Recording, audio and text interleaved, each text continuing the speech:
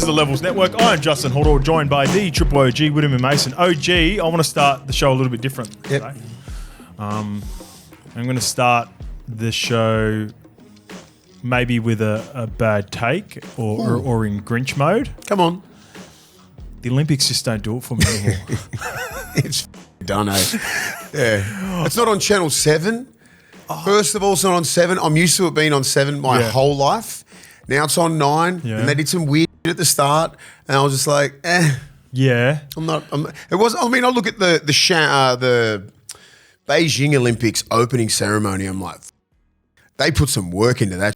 Okay, so I can't even remember. Yeah, have a look with the drums and shit like that. It was hectic. Was that the last one or the one? That was 2008. 2008. And then went to Rio and all that. And then opening ceremonies was like, that's what I usually watch. Yeah, okay. And so the opening ceremony is big for you? And and I was like, lost me the first one. Yeah. There was a bit of weird carry on at the start. I'm going to go specifically to the events.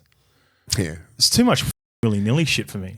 Come on. I haven't been watching the shit. Don't worry about it. I watch the swimmers. By the way, yeah, exactly. And I watch Jess Fox. She's a legend. The traditional sports that I grew up in around when I was, 16, 17 years old, 2000 Olympics, Kathy Freeman, 400 grouse, 100 meters, sweet. Missile in the pool doing the swimming track, all that. Johnny Steph, BMX, 3-on-3 basketball. Breakdancing.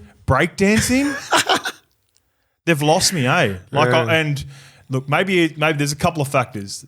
That's a huge factor for me. I think there's too many fucking willy-nilly sports. In saying that, congratulations to anyone that won a medal in our country or New Zealand, Australia. Oh, and I don't want to be full grin. Like if you win a medal in that, like you're an Olympian, that's grouse. But some of them are just like, nah. Like what? Come on. Like those. It's just breakdancing. Come on, man. It's hard, but I don't think it's an Olympic sport. Yeah, all of them are hard. Yeah. I'm not talking about the level of difficulty for them. I'm talking about like shot put, javelin, high jump, like track, like even some of like long distance running. I think there's too many running events too, by the way. 100, 2, 4, 8, 15, fucking. Yeah, but they're the traditional ones. I know, but fuck, we can still cut a few of those out too. Do you reckon? You're going to fucking cop some from some of these 1,500 metre runners. Well, yeah. I like the thing. I mean, I love all the Olympic events, the traditional ones, right? I love all the swimming. Right, I've got them here. I'm all for the swimming. I even like fencing because that feels like an OG. I don't mind that. I feel like fencing's an OG. I've been doing fencing since fucking gymnastics. 1500s. I love gymnastics. Simone Biles, GOAT. She's fucking unbelievable. Jess Fox with the canoe. Golf. She's the fucking best. Golf's in it. Golf's in it. Fucking what else? Hockey. That's pretty traditional, isn't it? Like people correct me because I'm like, I think I've been away from the Olympics for a while, and I think I've only just realised it now because I'm looking at some of these sports, and we're going through. The triathlon's in there as well. There's some hard triathlon. ones. Yeah, that's sweet. Triathlon's obviously. I feel like that's been around for a while. We've been dominating. We're dominating the swimming. We're dominating the medals at the moment. You know what? And this is going to be probably the most controversial, but like. 3-on-3 basketball, fuck that off. Is that a sport? Yeah, that's fucking in there. That's in the Olympics. Okay. Basketball even. Like, I feel like it's got to be like an amateurish sort of event or like... I don't know, fucking LeBron James, KD, Steph Curry, Anthony Davis in one team. Yeah. Like, they've got to... In my opinion, I want the athletes that are for the Olympics... What do you got for us? 3-on-3 basketball, the US team got kicked out. Read the comments. Report. Here we go. Get in here, Lukey. Here we go. So Lukey's got eliminated USA men's 3x3 basketball team is they did not make it. They taking a piss then. They did not make it at sports. I don't know if this is a dumb question, but why would they not use NBA players? Could have literally got the best G League players and won the gold. Bro, how you're losing 21-6 and 3-on-3 revoke the citizenship. You could get Manute Bol. Ice Cube needs to be in charge of the. Hey, you could get Dikembe Mutombo and Manute Bol and Hakeem Olajuwon. Yeah. They'll win. Muggsy Bogues. Where's Muggsy Bogues? Fuck. Far out. What? Yeah, I'm hearing you. You know what I mean? Am I being a Grinch? Let us Yeah, know. you've been Like, a let me Grinch know. when you mentioned the fucking mate, the 1500, all the running events. They're got to stay. They're the OG ones. Yeah, they're traditional.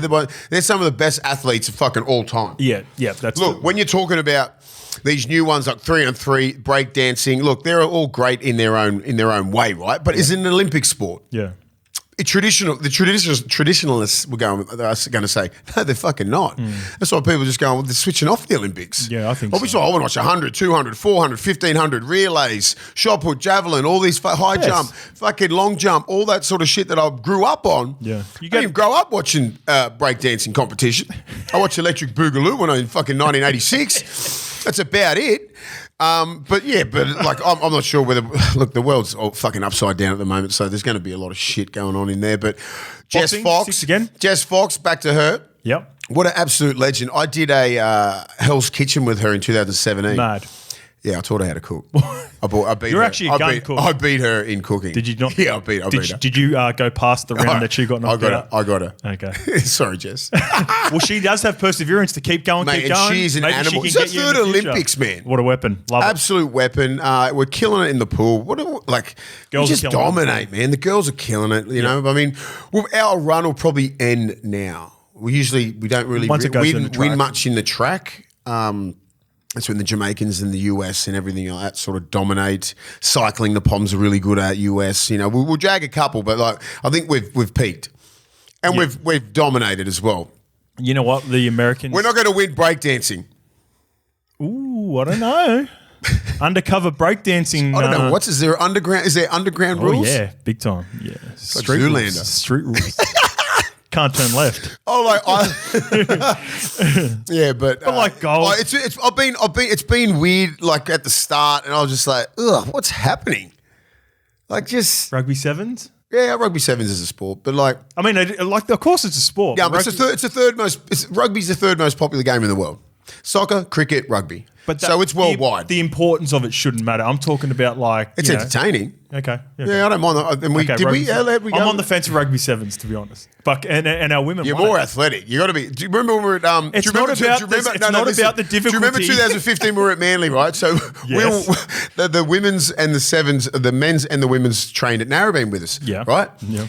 And like I'm 35 at this time on a watt bike going about 25 RPMs.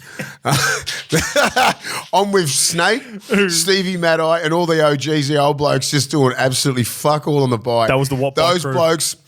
Those guys are out doing Train so repeat hundreds, 120s, 140s, 160s on repeat. Yeah. They've got their kids in the creche, some of the women, the men getting paid hardly anything. I felt actually bad. I was just like, wow. Yeah.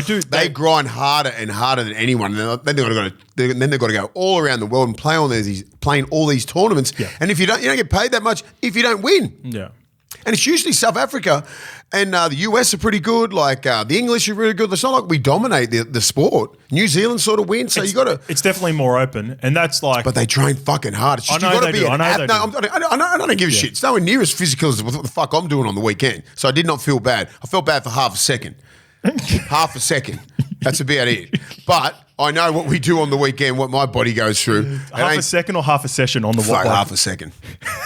And I got off the bike in half a session. Honestly, for people that don't realise, like I was there for 3 years, they do basically pre-season training the entire year. They don't non-stop. It's like they have a break and they come back, and I'm not like ripping the difficulty of it and all that. I'm just like, they've got a pretty good competition that goes worldwide. Like, Well, they're playing Vegas, I'm man. so engaged with like the tournaments that they have in Hong Kong and all that sort of stuff. I'm like, Rugby Sevens probably come in like maybe 16 years ago, 3 maybe. Yeah. Lukey, can you find out when Rugby Sevens did come in? I feel like it's been for about 3 or 4 Olympics now. It's a highly skilled game, but you got to be a 400 meter runner. The skill to be factor and the fit. difficulty is not the problem with me. Pardon, it's more the traditional.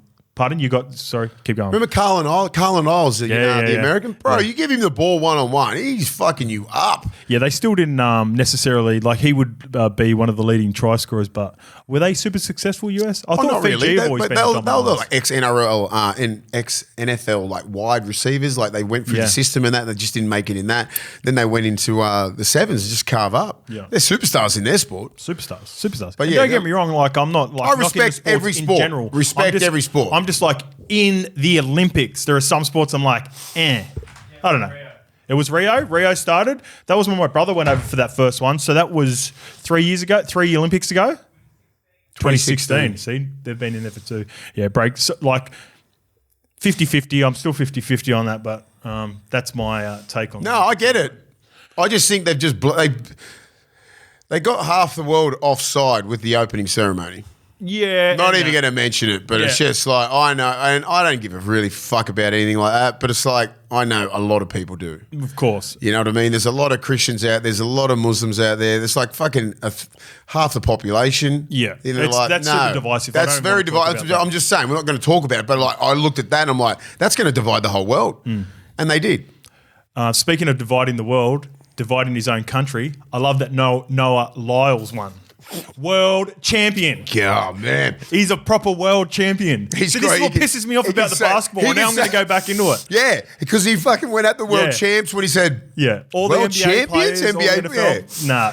Now he's Olympic champion. He can do what he wants. He's looking over there like... That was cold. That picture was cold.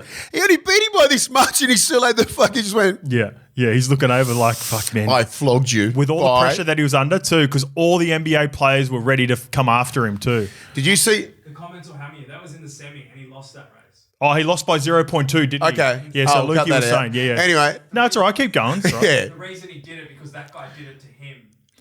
Okay, so Lukey gave us a bit of context. That was actually the semi-final. He ended up... wait, one sec. He got beat in the semi-final. The other bloke looked over at him, and then he got him in the final and went, I won. I actually think it was from further back. But anyway, the point of it is, Noah Lyles he's the man. Talked that shit. 4 years ago, bro. Yeah, and everyone come after him. The NBA players went to the final to watch him. Hard. Oh, did they? Yeah, to watch him. Awesome. I'm not sure to take the piss if he lost, but to also they would have supported him. Yeah. I think Draymond Green was in the crowd. What about, did you see that the high, was it the pole vault? And his fucking dick hit the bar and it fell. It's the only reason why. That's the highlight of the Olympics. He got over it and his fucking gear got caught on the bar and it fell. And he lost. And he lost. So that's a good moment. So that was the best moment. And that's a traditional sport, so I'm all for that as well.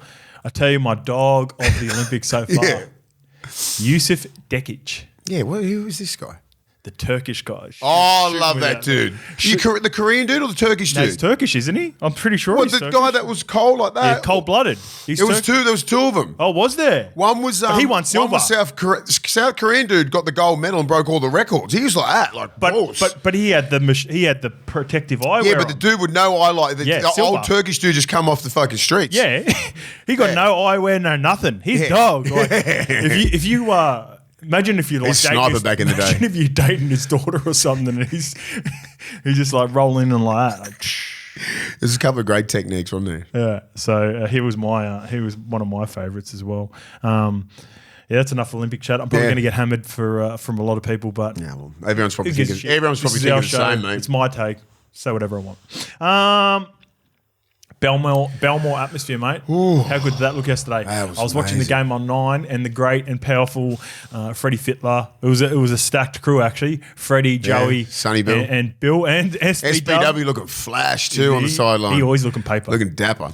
And they were saying on the coverage that they're basically screaming Willie, Willie. It was a real touching moment, right? I like. My brother and little boy, I brought him to his first game. His first game was at Belmore, and the club gave all my little nephews and my boy like a jersey each with the 04 jersey, like the one that they played in, which is usually getting sold out. So I want to thank Aaron Warburton, Gus, everybody there made me feel like it just made me feel special, man. And then I got up and I took a little fella to the toilet, and then I come back and the crowd just went mental, absolutely mental. I forgot where I sat. I was just like a little bit, and then I had Archer, and like he just doesn't know anything.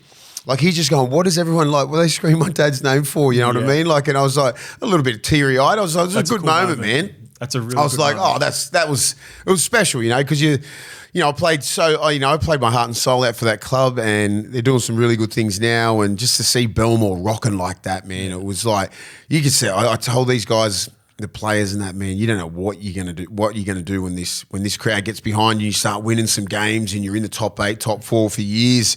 I said these are the most loyal, craziest fans. You'll never see anything like it. Did you see Belmore last night?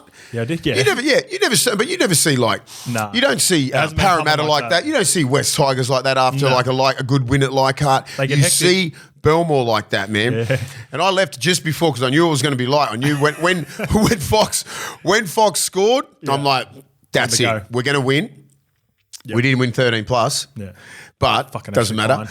We won. I was out about 6 minutes and sort of got out there, and then because you had to walk up to the league club as well, so everyone sort of So we just got. Well, by the time I got in the car and drove out, everyone was just starting to come back in. So, mate, what a great atmosphere! The boys played so good. Canberra come to play, man. But the atmosphere there, I've never seen Belmore like that. Yeah. I think only guys like Terry Lamb and all the old great players that got to play there in the 80s and 90s would have experienced something like that. The drums were playing. They were playing Arabic music. I'll sit with Hazem El Masri and he goes, how fucking good's this? Like Haz is like, bro, would you ever think that would ever be playing like Arabic music and shit like on the hill? And I'm like, man, I said, because we always regret that our era never played at Belmore. Yeah. You know what I mean? And we're averaging 36 at Homebush for like 5 years. 36,000? Yeah. You know what I mean? It didn't look like much at Homebush. If that was in a Bank West, you're packing it out every single home game. Yeah. Right? And then that was probably, I'm not sure, just say 20,000 yesterday. Fuck, we would have had that easily. Yeah, for sure. But you get 40,000. Yeah, but they packed it out the hill. Everyone's in good spirits. The whole stadium was sold out, mate. That's the best I've ever seen Belmore. I was watching. But thank you, Belmore and Bulldogs fans. Well, maybe feel special. Well, I was going to ask you this as well, and I don't want to go too far into it. Yeah, you would be. And there are some great Bulldogs that have gone before you and gone after you, but you'd be top 5, I think, favourite sons of Bulldogs easy. You bar Hazem, do you reckon Hazem? Yeah, Hazem's there, mate. Hazem, maybe Terry Lamb, Steve Mortimer, and Steve Mortimer. The Mortimer. Actually, I'm going to put all the Mortimer and Hugheses together because I feel like they're iconic with the Bulldogs as well.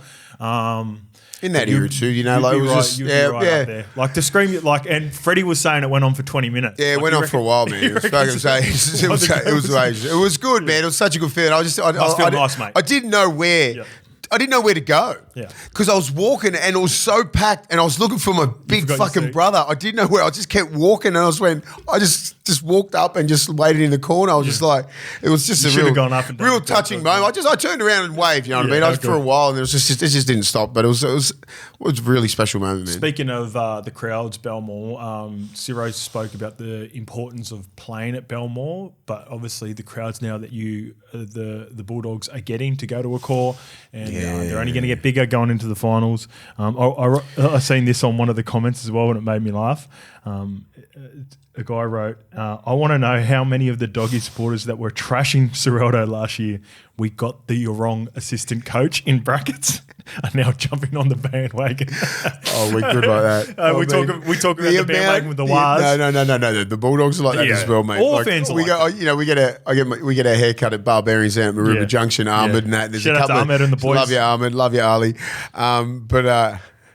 There's a guy come in there, his name's Joey, and he was the one who was hammering Ciro last year. I said, be patient, mate. I said, he's the right guy. You got to be patient. We've got to need the right players in. You need to get the system involved, the culture that they're setting. Oh, we need to get fucking rid of him. I fucking got my hair cut the other day, and he was there. I said, you fucking piece of shit, Joey. He goes, no, I didn't mean it, bro. I didn't mean it. I said, there were a few fans in our messages too. Like, mate, last year when we were talking about the Bulldogs, and I was like, this is, he's trying to create something, and it takes time. You very rarely get those guys coming back out and going, "Oh, sorry about, I was wrong. And we're accountable when we're wrong, and we have to be because we've got to show. Sometimes it'd be nice if those guys who, they were out there, go hard and get derogatory. The last 6 rounds, they were coming through. This is with regards to your acting, and there was shitload. I probably shouldn't have done it because I got too many people asking us, giving you your flowers and congratulating you. I had to filter through and actually grab some questions for the show because you had about 100 plus. This one's from Isaac Stewart. 5 years from now, Big Willie at the Oscars screaming, "Award it! Award it!" from the crowd. That was a good one. This is from Houston. From a snotty-nosed 7-year-old growing up and growing out the fro to match my favourite player, Willie Mason, to watching him speak about the game in such a manner that's so refreshing, and now on to the big light of the movie scene. Well, not movie scene, television scene. Big ups, OG. Love from Papua New Guinea. Guys, would love to have you guys in Port Moresby. You don't understand the level of love you will get here. It would be crazy, man. Cheers, boys. L1 from day one. They obviously love their... Appreciate that. Levels may be coming to Port Moresby. Ooh. It is crazy there, mate. Yeah, it's the number one sport is rugby league. Yep. And their number one podcast is Levels. Number one in the world, baby. L1 from day one. Now, we've gone really well. There was a bit of an update with regards to the rankings on Spotify. Really thankful for everyone who has been listening to us on that platform. So continue to do that on Apple and Spotify. Leave us a podcast review. And Lukey has suggested one thing we really want to get going is our likes on YouTube. So apparently that's hit the thumbs up button on YouTube and give that a plug. Just as you do as you subscribe, hit the subscribe button as well. 27.9. Let's get that to 28K. Do you reckon more people just do the like button on the Instagram because it's a love heart? Yeah. And yeah, so I'm like that too. I do that, and I just look at the thumb on YouTube, and I don't even look at it. So I don't please, think I've ever liked the video on YouTube before. Like it, please. Yeah, like it. Thumbs like up. Hit. Or give it a thumbs up. Give it a thumbs up. Also, thank you to everyone who's following us on Instagram and TikTok. They are humming at the moment. And for everyone who has supported the golf day. So I got distracted there because I'm getting emails coming through off the back of last week, getting absolutely hammered. There are a couple of teams still left for whole sponsors and a couple of opportunities to also be involved in the day, but not necessarily have the players. But you'll be mixing and mingle with the players all day. So that's going to be, I think that'll all be wrapped up by the end of the week, mate. Yeah, so absolutely humming. Thank you to everyone who's reached out to us. You can continue to reach out. Lukey will put the bio, the link for the Levels Network email in the bio, and you can chase that up. Now, off the back of the Toto stuff that we talked about last week, Toto just posted on Instagram that he is not going anywhere. He is staying with the Panthers. That is from Amrit Pal Singh. Amrit, if that is indeed your first name, I always said that. I thought it was a respect factor and all the reasons that we talked about. There was indeed a meeting between him and his manager. That I think that was confirmed through the week. So I think there's a world in which just Brian Toto, we don't need to spend much time on this, Mace, but I think... Pay him what he's worth. Correct. Just pay him what he's worth. He's worth more than what he's on. Give him... He's worth $750, $800. Yeah. Whatever the highest winger's paid, pay him more. Shout out to JR who wrote this off the back of what we talked about. Penrith are giving their play, and this is because... If you only watch sometimes a little bit of it, or you only watch the clips, you don't get a full. And it's just the nature of social media. Sometimes you don't see the full story of what we talk about. And I was very complimentary of Penrith and also sympathetic with the situation of all the players that they're losing. And this is a great take from JR. Penrith are giving their players opportunities to make generational wealth and deserve credit for that. Taking predominantly local juniors, including country scouts, through their junior systems and putting them in the position to make bank either at a club or elsewhere is massive for the area, and an area where plenty of kids come from humble beginnings. Panthers fans might be salty that their homegrown stars continue to leave year after year, but we should be happy as these players have all been given the club as much as the club has given to them, and it will give them the next Brian Toto, Jerome Luai, Fisher Harris, or a chance to do the same. Yep. So well said, mate. Liam Yowie, they've got some talented players out there, and they've all come through either local juniors or they've been scouted as a young kid and come through the system. Yeah. And that's amazing for Penrith. So you know, and Penrith, the salary cap works like that. That's why they've got it in there. Otherwise, they'd win 50 comps in a row. Yep. And good point, bud. Yeah, it is a really good point. And the salary cap is working because they are definitely supplying the most talent in the competition. They like the Melbourne, man. And therefore, they haven't been able to keep some of these players. This is one with regards to the fair weather, pardon me, the fair weather WAS fans jumping off the bandwagon. This is from Death is a Primitive Concept. Everyone talks about the fair weather WAS fans jumping off the bandwagon, and yet Why hasn't it happened? I honestly think the Wars have done the almost impossible and have cracked the code. It's fun to be a Wars fan. It feels good, and whether by good luck or good management, that they've created a culture. I feel like win or lose, as long as the team plays with heart, fans will stick by them. I think that's right with any club. I think that's pretty accurate this year. It's accurate with every club, but that's all. A lot of clubs just want. Newcastle's like that. They're like that. Every club, if you come off and you play your heart out, you'll still get clapped off. Yep. Most clubs are like that. They just fans aren't silly, mate. I don't know. Who do you reckon? Like, if you lose, but you put maximum effort in and you just play with heart, you don't get. I think Newcastle's a great example. I agree with you. I think Newcastle have continued to turn. Bulldogs are like that as well. All they want to do is see you rip in as hard as you can. But if you don't, like last year when you get beat 66 fucking nil, you deserve to get booed off. Because that's not effort. If you get beat, if it's they're entitled to boot. Yeah, I know, but they won't respect you. I'm talking about the bandwagon, as in the people who pretend they're fans and then they get off and they don't support. Newcastle, I think, are solid. They're solid. The more you lose up there, the more they support. In my opinion, the Warriors used to be known for this. This is why you're sort of, they're one of the biggest bandwagon fans of all time. It's the whole country too. Now, I think because of the Wars movement, I think, a lot of it's become so big. You can't jump off. Can't jump off. They're still going to have their little comments and everything like that, but they can't jump off. But I think most clubs are like, I don't know, pretty solid. Like the Bulldogs are like, they expect. There's, when you're a blue chip club like the Bulldogs, they expect a level of like just winning. Yeah. Right? So when you haven't made the finals for 7 years, you're going to get some play. Has it been 7? Yeah. There's some fans that are just going to absolutely hammer you until you get it right. Yeah. Like some clubs are mediocre. They don't expect them to win. With the Wars, like you haven't won anything since like you haven't won a grand final. Yeah. So they've been they've had high expectations all the time, the Wars fans. Yeah. So when they don't, this is before they're called the Wars. Yeah. So when they didn't make it, they come back. They're like, they're same year, same shit, all this kind of stuff. They expect They expect it. Now they're like definite. Like this year's a disappointment, but like now the Wars thing's taken off and all that sort of shit. It's hard to jump off that boat. 100%. You got to stay on there. You got to ride it now. They've sold out every game. Yeah, like everyone's bought into it. Now they need to win. There's more pressure on the players. It's going to be a big year to start the year next year for everyone involved.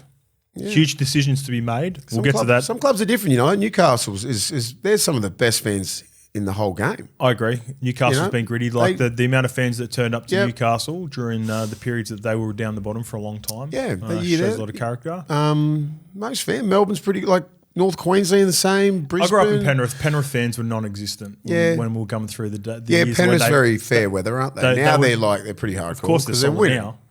They've got a mad culture, and I can understand them. Parramatta, you can see what's happening there. There was about 6,000 there on the weekend. Well, but yes, Parramatta fans, they're going to be another one. But they're like the Bulldogs fans as well. Do you know what I mean? Say when the fucking big clubs, same demographic, right?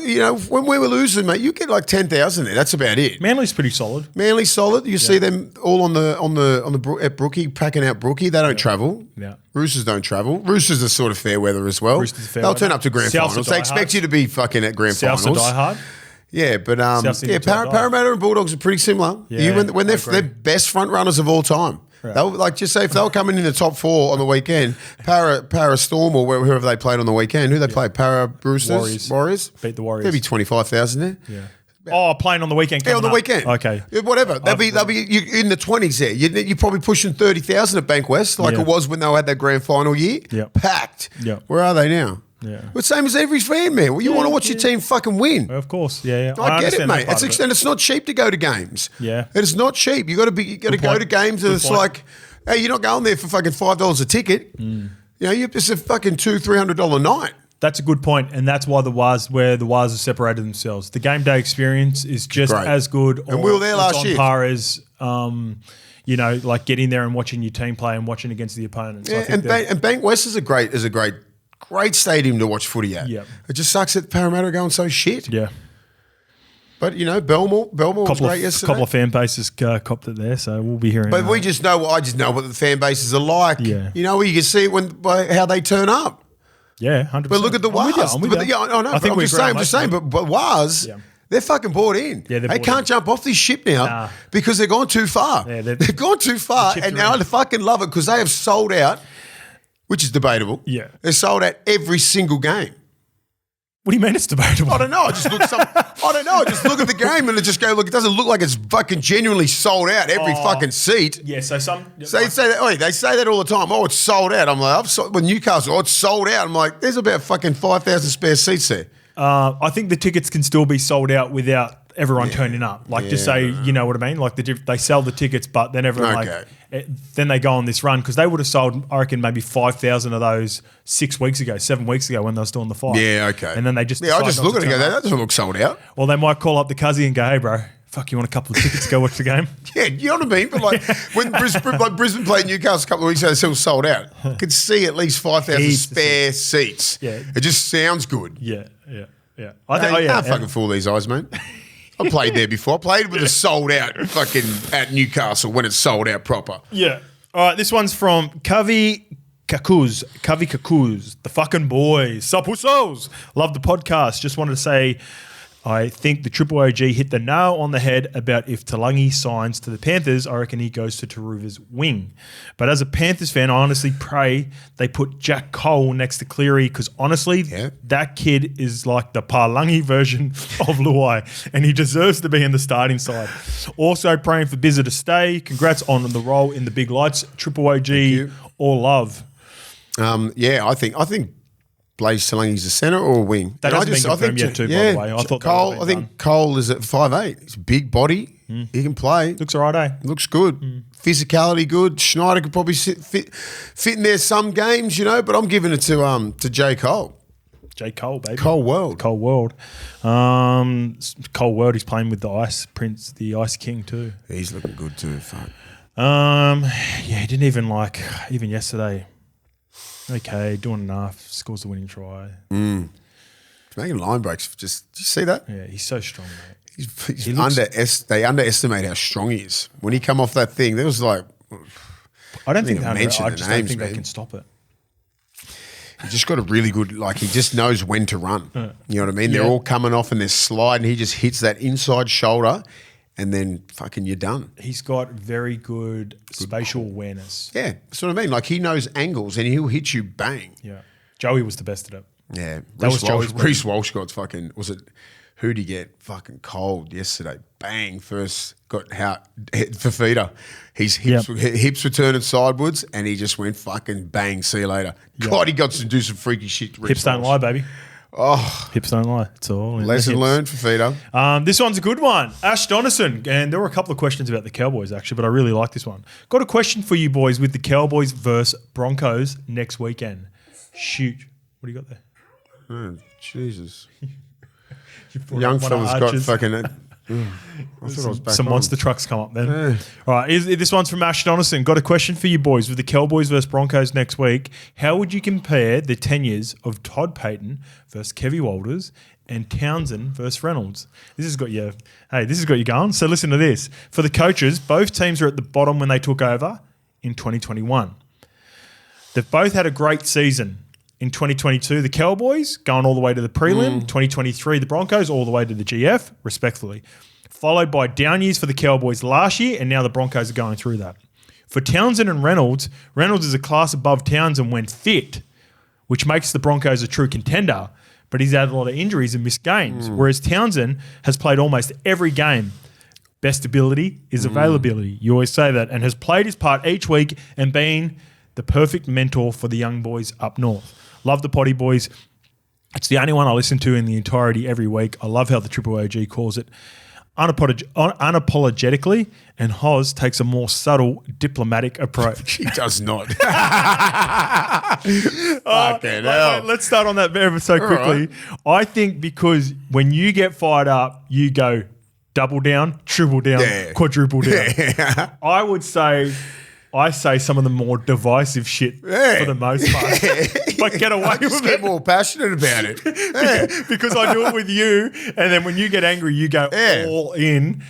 So when I say because I'll give you a few examples. Like I question Robbo, remember that?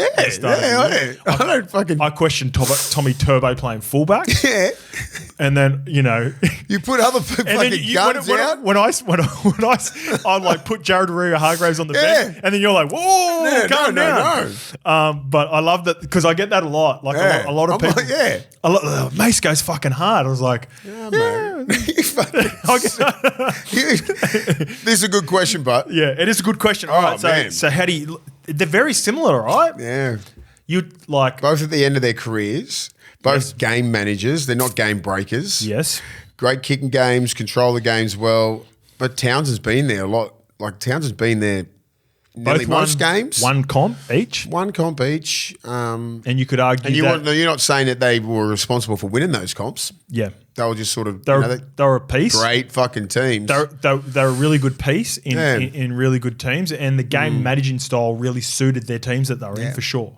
And that's why they got these gigs at the end of their career, because it's hard to come across a good halfback. Yeah. And they're still playing at a high level.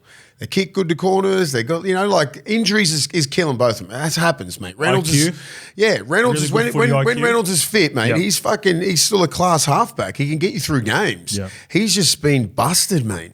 And that's huge for you. Absolutely, it is. Like it's busted. And like, what do you do with him now? His season's gone this year. Do you double down and re-sign him, or do you have someone else? They haven't got a succession plan for Reynolds, mate. It doesn't look like it. He's fucking 35 next year. It doesn't look like it. Do you know what I mean? But like, where's the next man up? They were liking that Josh Rogers there for a little bit. I'm going to go. Let me go to the top and let's find the. Townsend. I think both coaches are good. I like Todd Payten's style. Yep. I think he's got a really good coaching staff up there. They've got similar teams, right? They got fucking. They're probably talent? like talent wise. Individual talent wise, they're probably they're both top 4 teams. Yeah. All right, let's go through. So Penrith obviously won. It's hard to place Melbourne. Yeah, I don't know. It's very hard to place Melbourne because their roster isn't as good as what. But then you look at the spine. The spine is great, and the coach is excellent. So Melbourne are the hardest team to place. Yeah. Roosters, I would say second best roster. Yeah. So just say top 6. Rosters. Right? No, I reckon we'll get to it eventually. Yeah. So I'd go Penrith, still the best roster, great system, everything. I would say on talent, Roosters. 3 Melbourne. Broncos. Broncos. I would say Broncos. And there's an argument for me for on talent. This is not Melbourne don't get or it Cowboys. twisted. Yeah, Melbourne and Cowboys. Yeah, that's it. Right. And that's all debatable. That's all debatable to see who you think is the best players. Yeah. Because you look at Taulagi on the wing, Nanai, Felt, Townsend, Dearden, Taumalolo, fucking Ruben Cotter. Do you know what I mean? Lukey. This is at the top of the head. You know what I mean? Like it's even Finney Fuiaki coming off the bench. Robson, McLean. Yeah. They've all played rep games. Here's what I don't think is debatable. I think everyone's top 3 on talent. Yeah. Don't get it twisted. On talent is Penrith, Broncos, and Roosters. On talent. Yes, I agree. Yeah. I agree. But then the next 4 to 5, 6 are very interchangeable. I think a lot of people are going to scream and go Melbourne. I don't think it's... Melbourne Spine's the best. Yeah. Melbourne Spine is, we said that before. I think there are a number of things that sort of band-aid what the Storm do. It's the culture. It's the coaching. It's what you need to be. You need to be a Melbourne player. You need to be that. So the coaching of Todd Payten and Kevin Walters has been underwhelming, in your opinion then, considering that? This is why I find it hard, I'll just say last year what happened in North Queensland. Yeah. I can't, how'd you drop that far from what that couple of plays off winning off getting to a grand final? Yeah. A forward pass away. Yeah, the drop off was crazy. And I think that's just mentally for those players. They just couldn't get up. They had a few injuries. Yeah. And that's what you got to take into account too, guys. It's just like the amount, you have a great year, right? Just like the Broncos did last year and the Cowboys did the year before. And then and the Warriors, you know what I mean? Yep. And then you got these players who just have the worst career year. They have the best of their career best, and then probably some of the worst. Well, maybe that's what happened. Maybe not career all the way worst, to the worst, not worse, but just dropping but that level. You just dropped from a fucking 8 out of 10 to a 6. Yeah, everyone drops a point. Yeah, and that's a huge difference. And that's huge collectively, right? It's collectively. So when you got a 6 or 7 of your main players who just had a Dally M year, you're a finalist in your Dally M, 6 or 7 players of Warriors and even the Broncos and Cowboys a year before, and then that next year you get one. That people don't understand that. So collectively, it's a team effort. It's a team sport. You need everybody playing unreal. Sean Johnson nearly won a fucking Dally M. Then this year, he can't get on the field. There's a big problem right there. Yep. Right? Dallin and all these other guys. Chance is showing his teeth for footy. Best, missing football, injuries. So this is what happens in the game of rugby league. Yep. Injuries happen, form slumps happen, and then it comes to your key players like Reynolds and all these guys, Katoni Staggs, injured, this, that, coming in and out of the teams, no continuity, nothing consistent, and then you fucking find yourself coming 13th. And this is why you look at Penrith and you look at Melbourne and you go, fuck, how you been doing this for so long? Especially Melbourne. They're the triple OGs. How you been doing this for fucking since 2004? Yeah. I reckon in any sport, in the history of any sport in the world, they're the most successful fucking team. Wow. Not just rugby league, any sport. Oh, where'd you get that one? Where's That's that a fucking stat. Look it up. They got, it's the best since 2006 or 2004. The last 20 years, it's the most successful team in the history of sports. Yeah. The percentage of wins and everything like in semi-finals and grand finals. It doesn't surprise me. Look it up. Yeah, it doesn't. Well, we've got to find Rando. It doesn't. Come at you, Rando. No, it's not Rando. Where did you see that? That's an interesting. Yeah, it is. I thought it's believable. I thought it was just Australian sports. Yeah. And someone said, no, it's the world sports. I said, all right, well, I'll put it on the show and see if someone comes at me. Can you? Can we? If you're in the comments, someone look it up. Yeah. And then if I'm wrong, I'm wrong. Okay. It's definitely Australia. Yeah. But they said the world. And I'm like, of the world. The world, Craig. Anyway, let's get back to the fucking question. The coaches. Yeah, the coaches. I like Todd Payten. Yeah, so do I. Maybe because, and I love KEVVY as well, but I know Toddy. I've known Toddy since I'm 17 years old. I love the way he coaches. I'm not taking, but I like the way he coaches. I've spoken to players up there, how he coaches. He's very detailed. He understands defensive, all these little patterns and everything like that. Very detailed. The detail in defense, he's fucking onto all that sort of stuff when I love. KEVVY's not onto all that kind of stuff detailed in defence, right? Because he never was, because he didn't have to. He doesn't have to be. He's an old school sort of. That's why he's got defensive people up there. He's got Matty Ballin up there. He's got Johnny Cartwright up there. He's got all these other guys that can look after that. Yep. I always look at the coach and go, you're the puppet master. Yep. You just pull all the strings and you get everyone in on the same page. That's what good coaches do. Yep. KEVVY he's going to sit there and break down market detail, A and B, covering inside, hunting from the inside hips, all these little things where Toddy Payten is from that era where it's a lot of detail in defence, right? If you played in the 80s and 90s. What do you got, Lukey? Sorry, mate. Wow, come here. Give me that. So, all right, so Lukey just went on Chat GPT and whipped this up. So since 1998, did you say? Was that just percentage wins? Yeah, that's. Scroll up, I asked a few. So I think it's just like, and it's like grand final appearances and everything like. It's all in one. And you got Real Madrid's and stuff compared with that, which just makes that hard. Yeah, let's fucking go then, eh? I'm going for Melbourne. So it's very hard with the football teams too because they are so many competitions too. There's no salary caps and the top teams just load up and it's the same top four. Since 1998, several sports teams across different leagues have achieved impressive win percentages. The Patriots 67.5%, the Yankees 58.6%. That's pretty good for baseball too because there's a shitload of teams and that in there and the divisions and the shit are weird. Melbourne Storm 66%. Comparing these percentages, the Melbourne Storm are among the top performing teams globally. However, the New England Patriots slightly have the edge. Slightly. The Yankees also stand out in baseball, but are behind the Storm and Panthers. No. Yeah, not too bad. That's ChatGPT.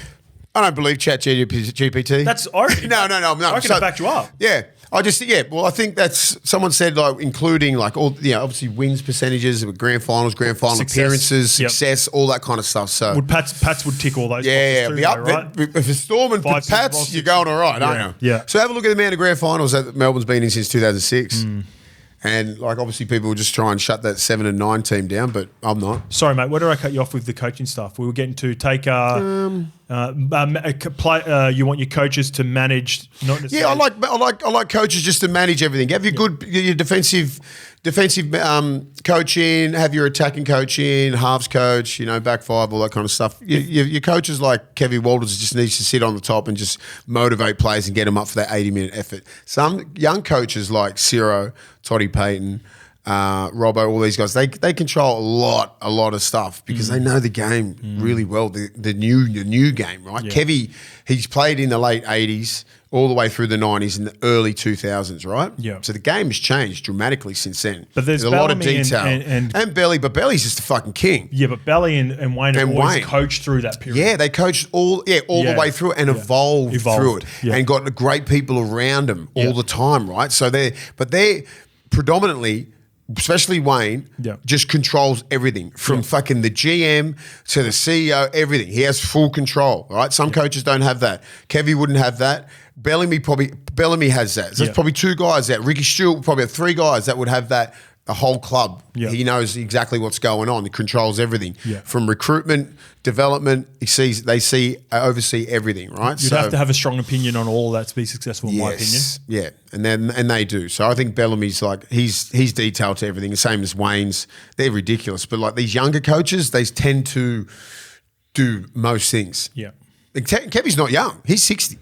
Yeah. You know what I mean? Most of these young coaches are in their, like early 40s. They're my age, So they've played through the 2000s and they were all professional players. They don't know anything else but to be a professional player. They weren't part-time during the 90s. Do you know what I mean? So they only know professionals. So all the detail in defence, all the new little block plays and all these little things, all the intricacies, nuances of the game, they are all over that shit. That's super important to play. It's so important. Yeah. It's so important that you teach a young kid from like pathways. That's why I love my job at Pathways, to teach them detail. Yeah. It's all detail, mate. Yeah. Like the market if you're defense, teaching your coaches correctly, then it takes you've got to coach the coaches. By the time they get to you, they're well more skilled. That's our job, is to fix these guys up. And by the time they get through the system, then get to Serraldo, where Serraldo's not sitting there teaching you fucking market events and how to hunt from A and B, inside hips, all these little details that we understand. Do you know what I mean? Yeah, so when they come through, they're fine. Yep. But then, it's hard to teach some young kids. Yeah. Try to give it a lot of time. Yeah, it is. Yeah, so coaching, all that kind of stuff. It's just, it's very very detailed, and I think Todd Payten just gets my nod above KEVVY. So if you were CEO, you're taking Toddy over. Yeah. So just say the last 3-4 period, or moving forward, you take Toddy over KEVVY. Yep. In the last 3-4 years, who do you take, Adam Reynolds or Chad Townsend?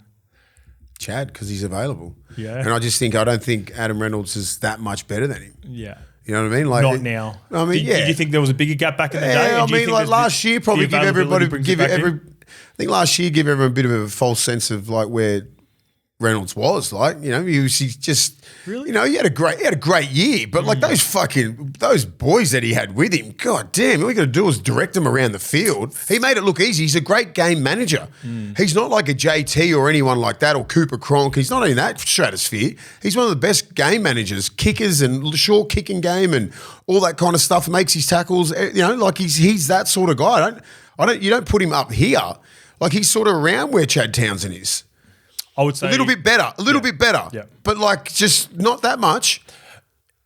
I look at what he did at the Broncos last year, and then the dip that South have had since he left, and I thought he has had a really big effect on what the Broncos are doing, and then the fall of and how lost South look without him there. He's more important to the Broncos than Townsend is to the Cowboys. Yeah, I agree with that. Yeah. That's what I mean. Like and the fall, what he did with some South, I think that still sucks, and that he'd still piss him off, because I think they probably nearly would have won a premiership with him staying there.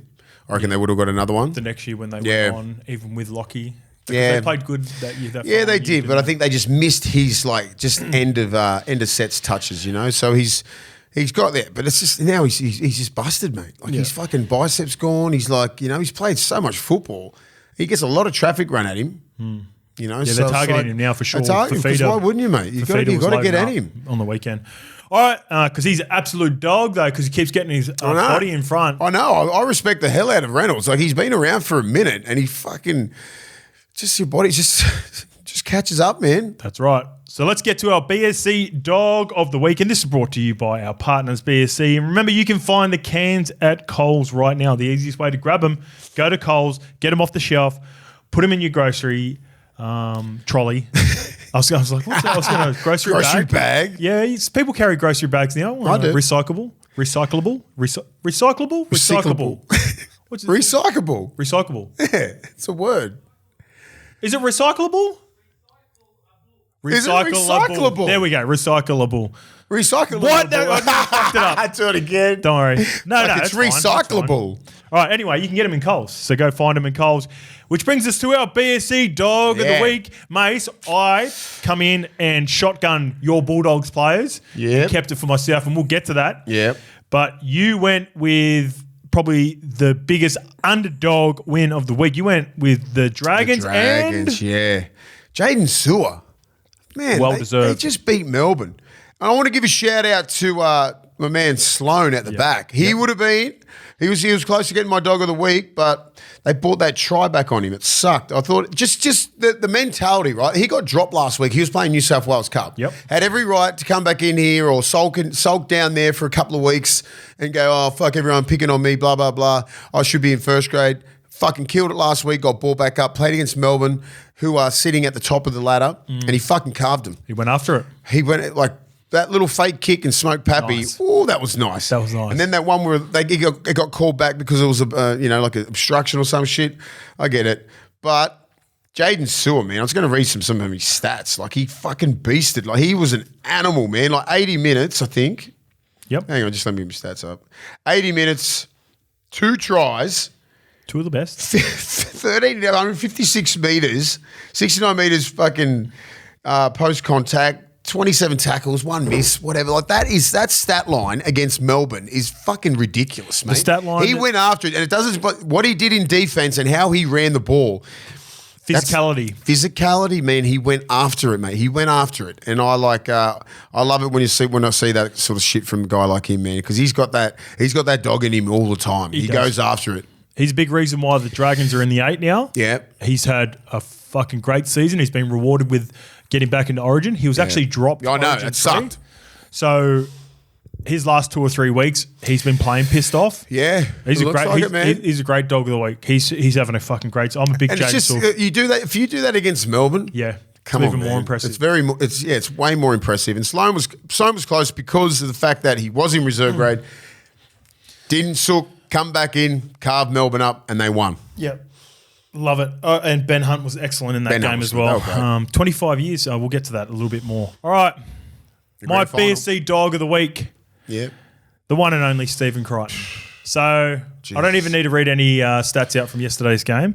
I'm going to throw a few more different stats at you. And I'll have some context that go with it as well. So Stephen Crichton is the ripe old age of 23 years old. That's terrible. He has won 3 grand finals. Mm-hmm. He has scored in all 3 of them. Think about a sliding doors moment that can completely change the trajectory of not only himself, not only Penrith, but a number of things. He takes that intercept to the house against South Sydney and closes that out. If he misses that and South Sydney win that grand final, just say, no, it's not guaranteed that they score off that play, but AJ was there. Sliding door. Panthers would have lost 2 grand finals in a row. Ivan would have lost a grand final to Des, which he lost in 11 with the Warriors. Bally in the year before when they lost to the Storm, and that would have been Wayne. So he would have lost to the big 3. So that completely changes the trajectory of not only Penrith, Ivan's legacy, and the uncertainty and maybe they start to second guess what they're doing at Penrith when they lose back grand finals. You know how that can be, Mace. And during that period, like people laughed at us when a couple of years ago after the World Cup. Remember when we called him the most clutch player in the competition, and everyone was like, Cleary, DCE's kicked a whole bunch of field goals, and we had people hammering us.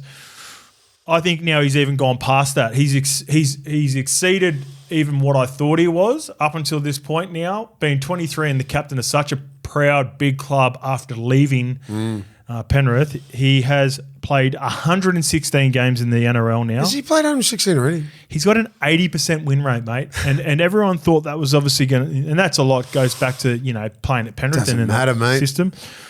Everyone was joking about his win percentage rate going down once he got to the Bulldogs. That hasn't happened. Well, it's dipped ever so slightly, but nowhere near as what people were thinking. And I don't reckon the decision now is he the best centre in the game? I think he's clearly the best centre in the game right now. It's where does he end up? Like, if you think about some of the stuff that he does well, and I've got some big names here, and I'm talking about like the traits that he has right now, and where he could eventually finish up. He's as defensively sound to me as best defensive centre. Joey Manu, Josh Morris, and Matt Cooper. Some really great defensive centres. I think also like his IQ in defence, and he seems like he puts a lot of work into video and preparation to get that really good defence.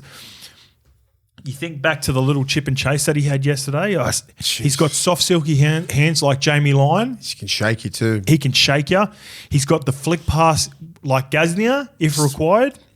He's the package. He's got the full package. He's got the intercept instincts of Ryan Girdler. Ooh. How many times does he take a pick in this day and age when players are a lot smarter than probably some of the OGs who just throw some speculators out nice and wide? And he reminds me like he's got that big, rangy, like almost impossible build to bring down like Mary McGregor. Yeah. So he just ticks so many boxes. The only thing, like if we were talking about Nathan Cleary the other week and like what could you add to him, he probably just doesn't have that full-on finishing bullocking ability of like a GI or a Latrell. That's all he's missing as a centre. Like when you think about them playing in the centres, those guys would just go, nah, like one-on-one, bang, like just knock it's people coming, flying. I just think there was a little bit of it yesterday in that someone. try. He's been doing that lately. Like he's got that. He's the full package as a centre, right? Yeah. As you said, you compared him to all the greats there. Yeah. He can in and away. He's got that Willie Tonga sort of shake. Tong was a king at that. You know what I mean? That Willie's in and away, he's a bit sharper. You know what I mean? But he's fine tuning those things. Man. Yeah, that's so still in 23. Yeah, like he's fine tuning those little bits where he can shake your left palm like he did in that first sim when he got Sebastian Chris sitting on his heels, bang. Yeah, Geordie Raps is like around, like you know what I mean. But he knows when to do those moves, right? If he sees the cues, if he's going out, he'll hit you with the right foot. Yeah. If you want to sit on your heels, he'll beat you on the outside, bang, palm in the chest, and then you've got to back off. He's got that because he's got that flick. The winger might come in, or he has to stay on his man there if it's too wide, and then he'll just score in the corner like That's why Geordie Raps couldn't assist. He's got that kicking game, which is crazy. Yeah. And let's not forget the clutch fucking moments he had in the grand final last year when he turned that little kick on his left foot, and it was about 30 out, and it sat there, and Reece Walsh grabbed it, and he got out, and they pumped him in there. And then Reynolds took Reynolds, and he kicked it out in the full. Those little moments, mate. He sat that on a dime, bro, 30 metres out. Is there an argument for him being arguably already 115 games in as one of the most complete centres? He's complete, yeah. You know what I mean? It's an argument already. I don't give a fuck about his age. Yeah. He's played 116 games. Yeah. I don't care about his age. Fluke now, it's not a fluke, man. He's been this for 3 years, and he deserves it because he works hard. He's a great human, great person for our game, man. Yeah. You know what I mean? Just for our game, just to have him, and especially at our club, just to have him at our club is fucking great. It's the best buy in the history of that club. Plenty of flowers there for Stephen Ryan. Man. We gave him his flowers. Let's give some flowers to some more people. Let's give them to the RLPA Players of the Month for July. And the nominees are Matty Burton from the Canterbury Bulldogs. Nice. Jerome Hughes from the Melbourne Storm. James Tedesco from the Sydney Roosters. And Tommy Turbo Travojevic from the Manly Seagulls. These four players were nominated for July's eligible rounds from round 18 to 21, which has just finished, as well as the final State of Origin game. A credit to how he has performed this year. Jerome Hughes is nominated for a third time this year and has also won the April Player of the Month award. This is the second time Teddy has been nominated this year as well. Key stats for these four players. Birdo, 3 games, 2 field goals, wins, 2 try assists, 11 goals, 8 tackle breaks, averaging 109 running metres. That's big. Yep, really good. Hughes, 3 games, 3 try assists, 2 line breaks, 149 receipts. Not so shabby for Hughesy, but I think the thing that stands out for Hughesy is winning all those games, missing Harry and Munster. That's the big part. Tedesco, 3 games, 1 try, 4 try assists, 2 line breaks, 19 tackle breaks, averaging 272 of the best. Shit. And Tommy Turbo, 4 games, 3 tries, 6 try assists, 3 tackle breaks, and despite tackle breaks, despite looking a little bit sore, 177 of the best running meters as well. So shout out to all those guys. We'll have the RLPA Player of the Month ready for you guys next week or later on the week once we do the preview. So good luck. Just the one topic before we get into the games. We talked about it last week on Thursday. Stefano to the Storm is done. The Bulldogs were the favourites for Stefano going into last week, but he makes a decision to go to the Storm. As a Bulldog, how do you feel, and how do you think he'll go down at Melbourne? Yeah, it's disappointing. I thought it was in the bag. Obviously, I don't know what happened. He just looks at Melbourne as he thinks he can improve his game a lot more. That's what I heard. He wants to go down to get coached by Craig Bellamy. Yep. The Harry Grants, the Munsters, the Jerome Hughes, Big Nas, Welsh, Kamikamitha, all those guys that he thinks he can improve his game in. I thought it would have been better for him to stay at the Bulldogs. Obviously, probably a little bit more biased than that, but I think he could have learned a lot off the system that Serrato has created and the culture that he's building there at the game at the club at the moment. I've got a quick one for you. It's evident to see what Serrato was building, but it hasn't been completely built yet. It's not built. Melbourne have been doing it for a number of years. That's where I understand. That's and why. Sean Blore, who I'd imagine he must have a great relationship with, has obviously spoken highly of what made Bellamy. And that's what's happened. That's what's happened there, and it's not for money. And I credit him for trying to improve his game and going out there because he could have stayed at the Tigers for way more money. He's gone there for unders to improve his game because he wants to be a great prop. He wants to be one of the best props. So he's gone down to Melbourne for 2 or 3 years, 3-year deal. Yes, 3 year. 3-year deal. He's going to be 26 when he comes off contract. Yeah. Right? So he's going to be probably in his prime there. He'll learn his craft down there and then he'll be in a prime position. So I think that's his plan. Maybe come back to Sydney after that. So he's probably had a chat to Bellamy going, how long are you going to coach? Yeah, what do you reckon Belly's And Belly's gone, I'll be here for your whole time. That's what I would have said if I was going to sign him. I would have said that too. So I think that's what Belly's gone. I'm going to be here until for your whole tenure here. And I think that's what's happened. He's looked at that, weighed it all up and gone, you know what? A bigger chance maybe win the premiership at Melbourne than the Bulldogs, maybe fair. Come back to the Bulldogs in 3 years, something like that. I'll be 26 in my prime. That's about it. That's all I can say. Yeah. I think that's how for the most part. In my head, that's how it would have played out. Yeah. Weighing it all up. We're looking specifically at his football. Yeah. He thinks he can improve his game more in Melbourne. Yeah. So good luck to him. Yeah, I think both either of decisions would have been great. I'm very sympathetic. I have been the whole time for the Tigers. It sucks because I think he would have really helped with this new era that they're trying to bring in with Richardson, Benji, and then Jerome and Taruva on the way. I thought some of the young forwards there have shown glimpses of potential, but I fully understand it. And, I do too. I wish him all the best down there at Melbourne, and I think he will thrive just like you. He's already played a game in Origin. I think he wants to be a mainstay in Origin. I think his name is he'll be in calculations every year from now on. Yeah, I was sort of talking about more Mitchie, and it's going to be hard to get Mitchie Barnett, Spencer. Yeah, but yeah, he's going to be thereabouts because he definitely does have the talent. So let's get to his game on the weekend. Kicking it off with the first game, we've got the Cowboys 48 defeating the Tigers 30. As we've seen throughout the weekend, mates, the 2 points are crucial. Considering how a few of the other results went, this was underwhelming after Thursday night, but sometimes I found these games later in the year when I was in a better team and we were finals bound. Sometimes these games are a little bit trickier than what people think at home. Yes. I'd much prefer in the last 4 or 5 weeks iron sharpens iron sort of vibe. I'd rather play decent teams that are going to be thereabouts because when Tigers didn't lay down, it looked like it got super frustrating for the Cowboys, and they always knew they were going to win in second or third gear once Olam gets sent off, and that can be hard. We'll get to Olam in a bit, but the Cowboys. The Cowboys won, obviously, but it is hard to get up for these games, man, right? You're going to be, in the semi-finals, and the Tigers know they're not going to be, but you're playing for your fucking livelihood, man. Some of these guys at the Tigers, they're off contract. Yeah, true. They've got to be playing for everything, mate. So they're going to put a lot of effort in. Still scored 30 points. You know what I mean? They're scoring enough points to win games. Yeah. They put 28 against Penrith or some other team there a couple of weeks ago. That's enough. South, I think. South. Yeah. You know what I mean? So they can score points. They just can't defend. Yeah. They just cannot defend. And I just think, Are you worried about the Cowboys? That's my point. No, does that concern you? Because a lot of people have jumped off the Cowboys. No, I still think it's going to be Bulldogs and Cowboys fighting for the top 4 spot.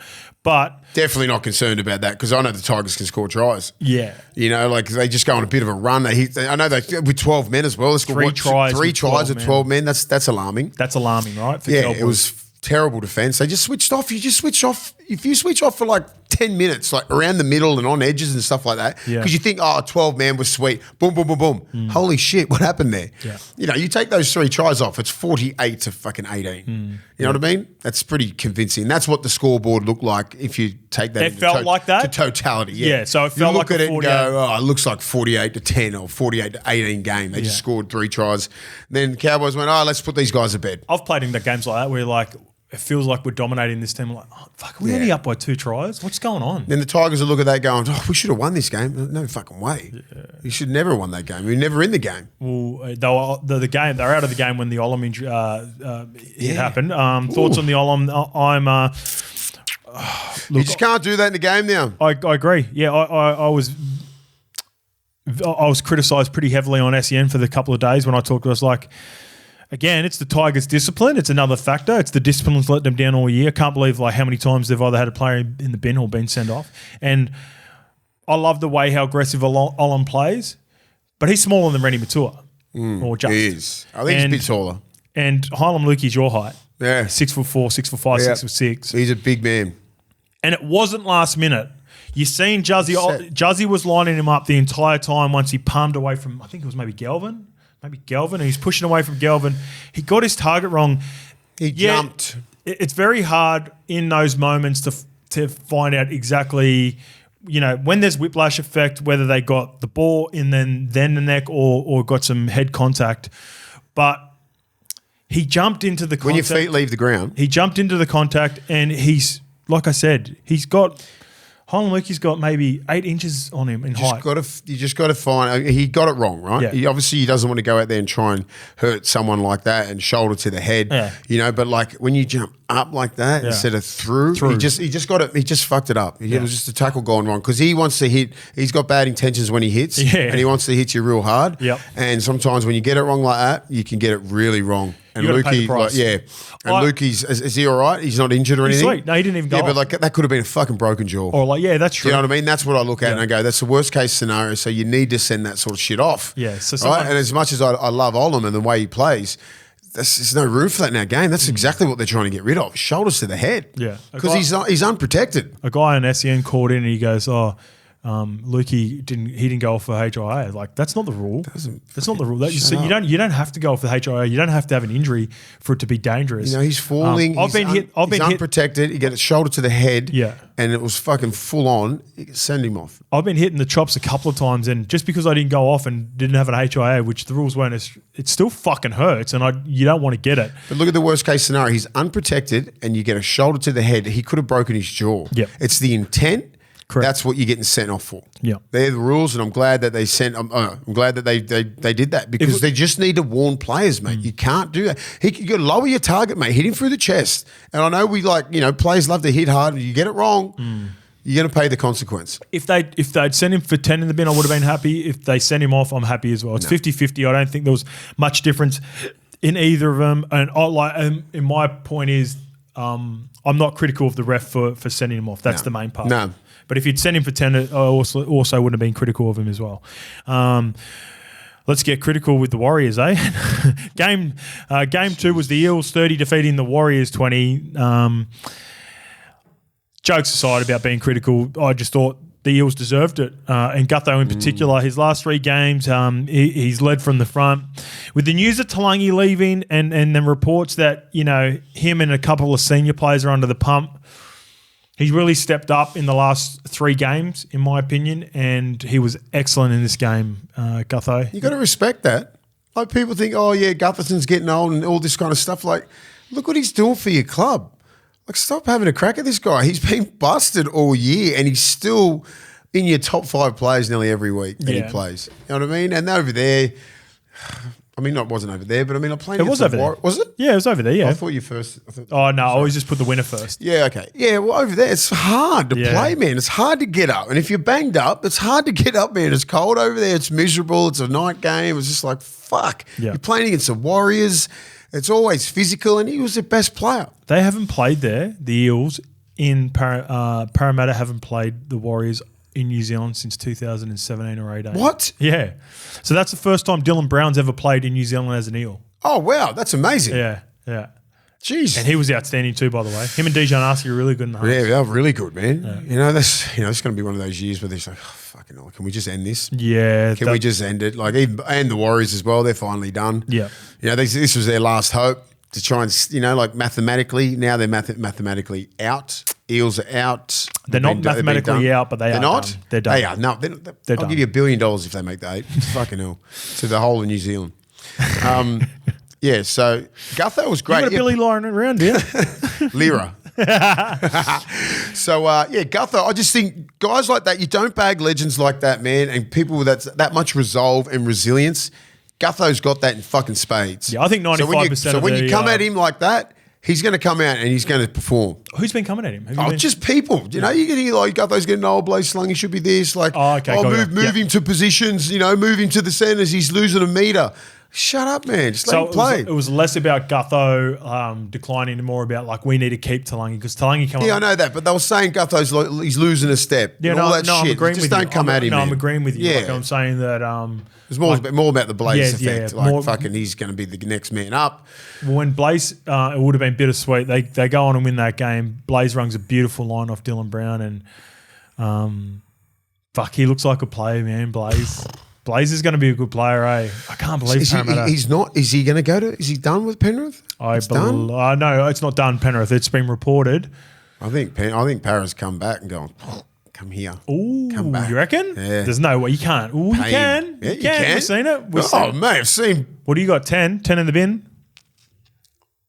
There. Sorry, that's it. It's the fucking 10-day warm cooling off. I reckon teams are reluctant to announce it because just in case he does the old David Fafita one. Can the Eels can come back, right? Yeah, they have. Yeah, 10 days. Yeah. Yeah, and go. Here's another 100.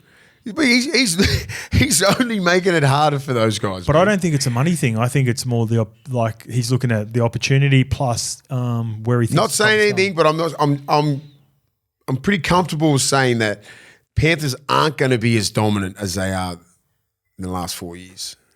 Because the Luai effect, Luai's gone. They're like all those dudes are like, you know. I thought that 2 years ago with Uppy and Kickson. I've Prove me wrong. Saying I just think, you know, fucking hell.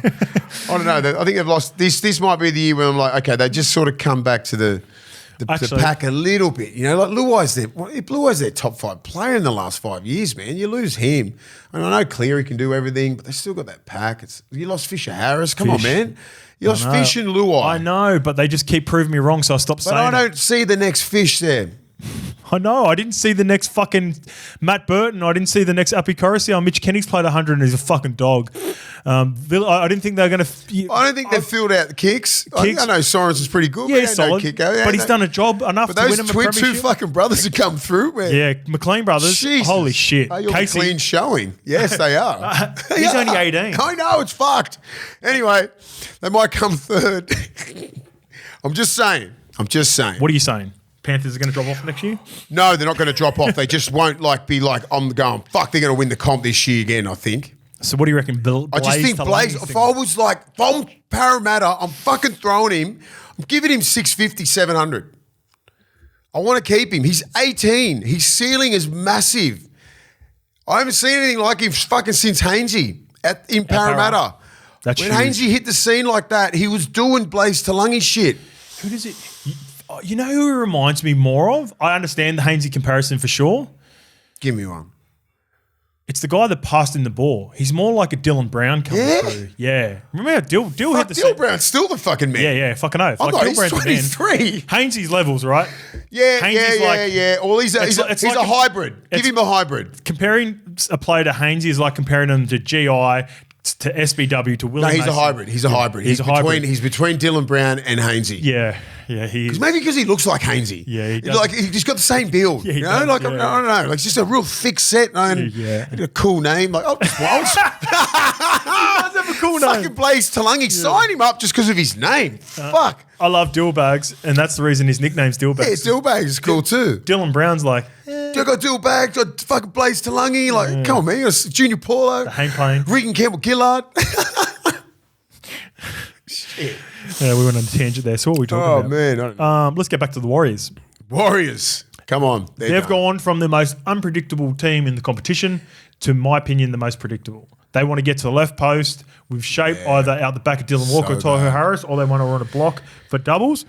And I think I was watching this, I think it's as simple as tempo. I think they have rushed tempo at the start of the games when everyone's pumped up. I reckon they should just be a little bit more reserved early on because they need to play chess, not checkers, and then attack later in the halves. I feel like they did that better last year because that shape worked so well for them. So it's I can understand them seeing representation of it working and then wanting to get back to it this year, but it clearly hasn't worked. So when they play off SJ, as I said, SJ's been off this year because of his injuries, right? Yep. His tempo has been off. Last year, his training sessions, he was on. Yeah, he was on. Those when they were getting to the left post and when they had the double shape there, or a block, double or block. But they had the double, and then if they even had the little block shape with Fanul Blake coming out the back and he was hitting block shape, or it would go face ball out the front of Fanul Blake or out the back to Shans. It's essentially the same shape. They just tweaked it ever so slightly. Yeah, but like you've got to execute it, right? And everybody needs to be on the same page. So when you're not on the same page and the tempo's off,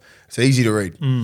When they were on last year, that was the hardest shape to read with a double lead, the guy at the back, and then and everybody fanning out, and then you saw Dallin score all those tries in the corner. Yeah, Chansey was scoring and Chans was scoring it with a dummy and that. It was unstoppable. They need to get back to that. I don't know why they didn't, but I think it's because of they haven't been training week in, week out like that, like they were last year. Yeah. And their timing was impeccable and everyone was on and everyone was having great years and it's just been off this year and it's been predictable. So they need to change that shit up. Yeah, it's for all the factors you just said. It's consistency by playing. It is timing has been slightly off because of the time that they've missed training and the different combinations.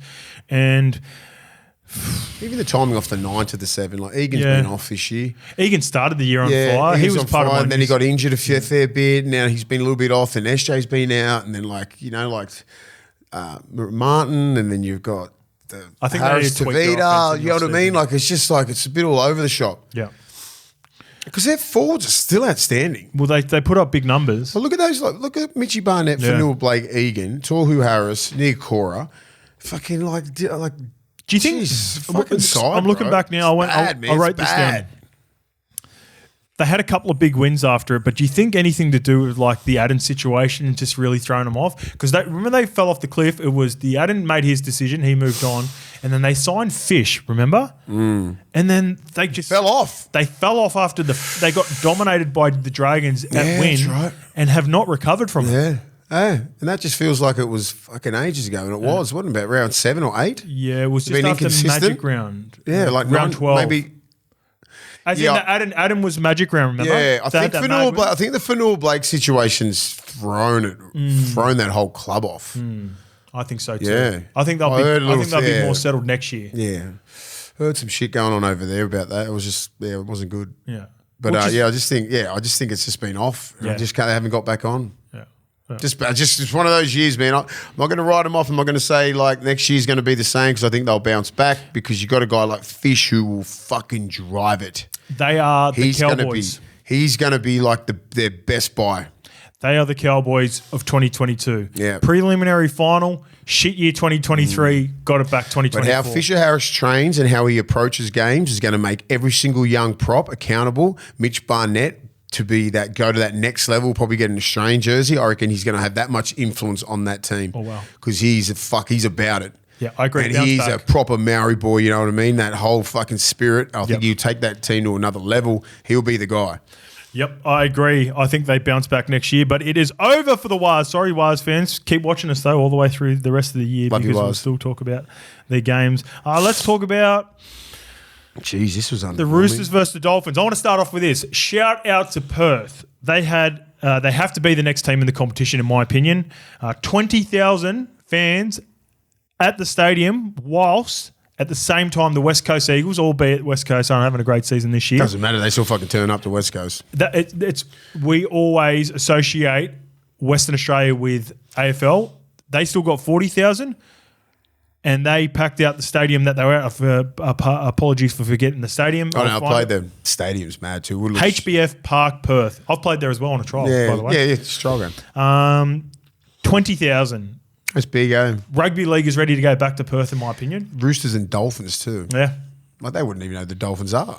I mean, they're cool if you die hard, but I mean, like if you just go and you go, who's the Dolphins? That was something that I think Maybe even Wayne Joey Bennett highlighted. Like it wasn't, getting the sense of the feeling around Perth. There wasn't even a shitload of Dolphins and Roosters jerseys and memorabilia. Yeah. It was probably, he reckons, it was probably more Dolphins. You play South and Warriors over there, you'll get fucking 30,000.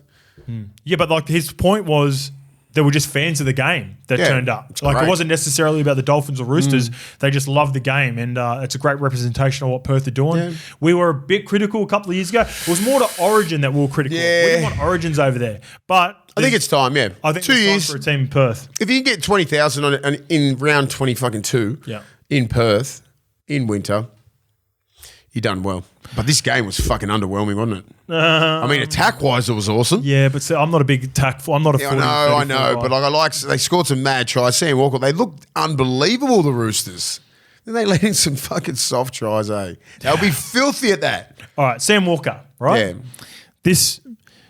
I'm on the fence with Sammy Walker. I'm trying to figure out if I'm all in on Sammy or not. And he does some shit in games where I'm like, fuck, only he can do that in the game right now.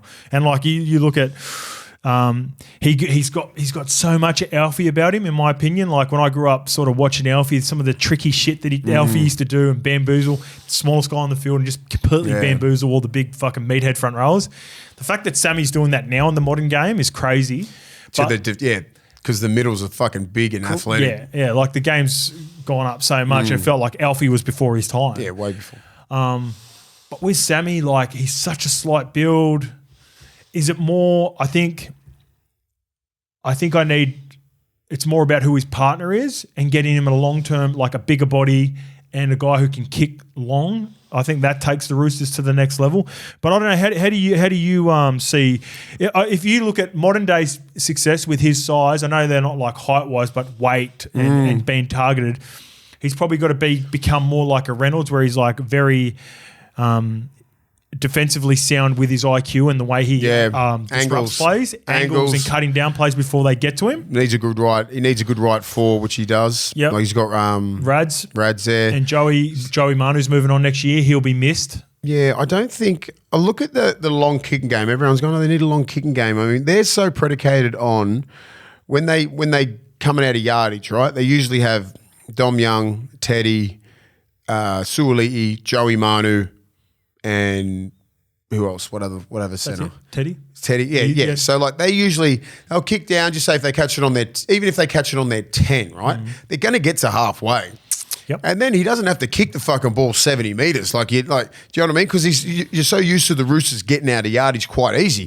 Hargraves takes that fourth play or whatever, get a quick play of the ball, and then he just got to be just really dunk into the corner. Yes, but it's like.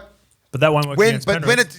That's what I'm saying. It's getting my point. When they go against Melbourne and when you go against Penrith, who will get you in there and you might make 20 metres and you're on your 25 metre line, who's going to kick the fuck out of it? Because then you start getting into this game with Penrith, that's when they start driving the nail in. When you're kicking it, Dylan Edwards catching on his 40. Yeah. Or he's 30 and getting it to the 40. And then all their kicks are attacking kicks because you can't get out of yardage because they're so used to getting out of yardage quite easy against other defensive systems. When you don't, what's your fucking plan B? Yeah. Suoliti's got a 60-metre fucking boot on him. Somehow got to get him into the game if they do get into that situation, get him somewhere around there and just to kick the shit out of it. If you get on your 30 or something like that, because Sam Walker, not saying he's got a little pop gun.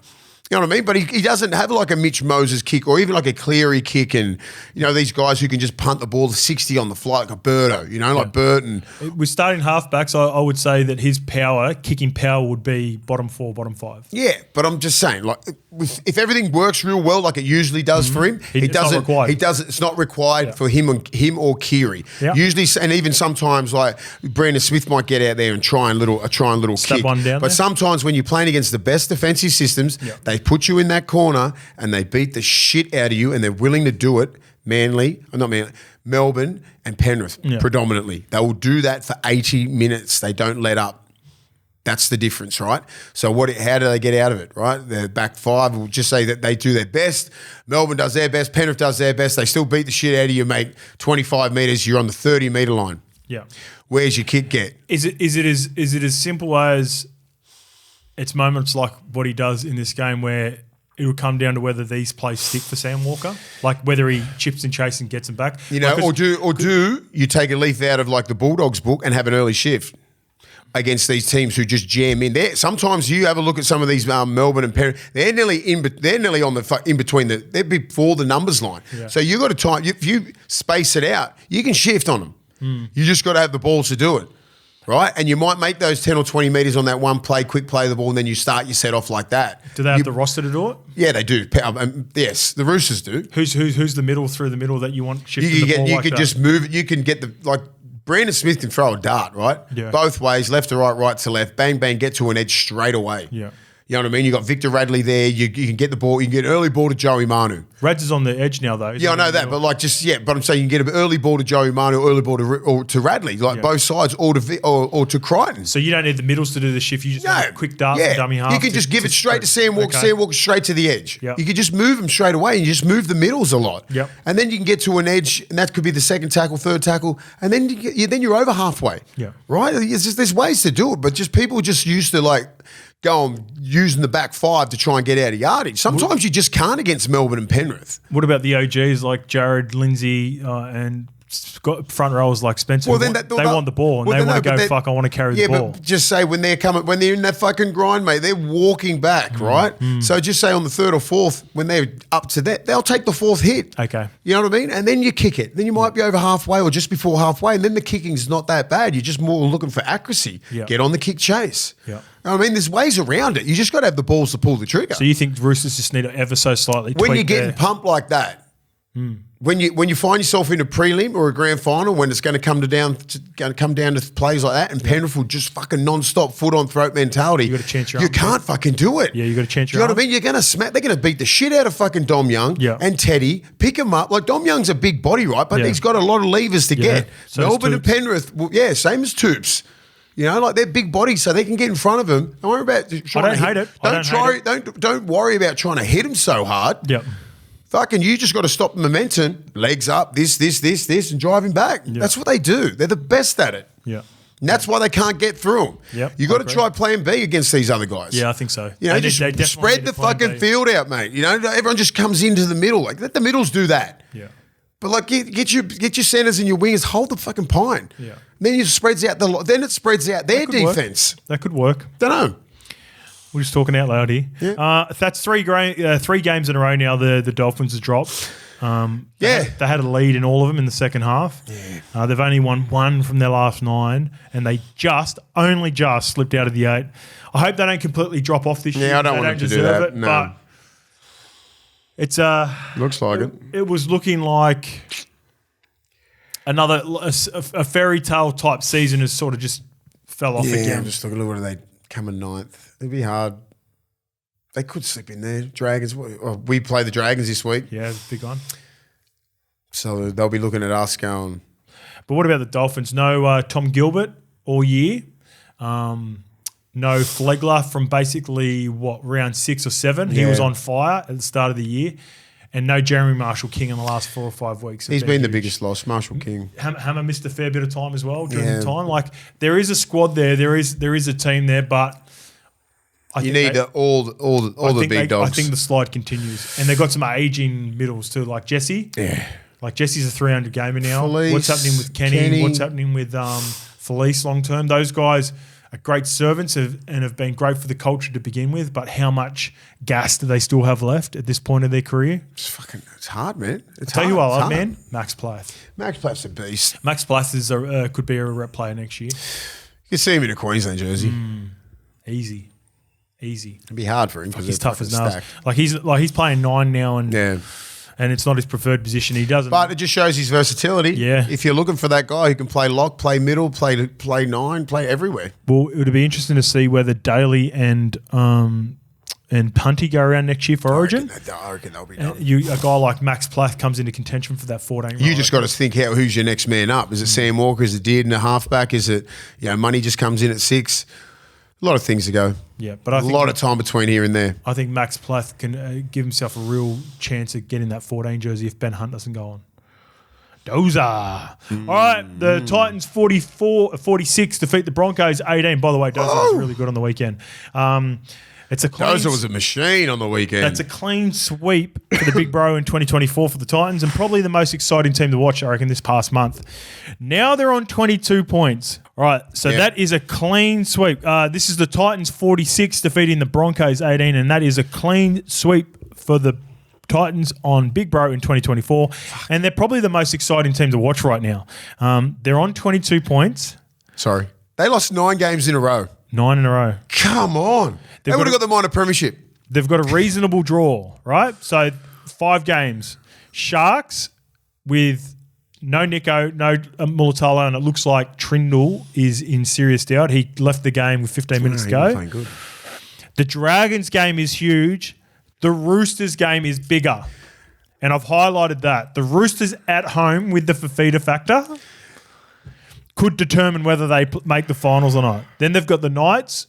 I think they're playing better than the Knights right now, who are reasonable against Panthers. And they play Penrith in the last round, but Penrith could have 1 or 2 locked up. That's fucking hard. That's hard, bro. Are you saying this is easy?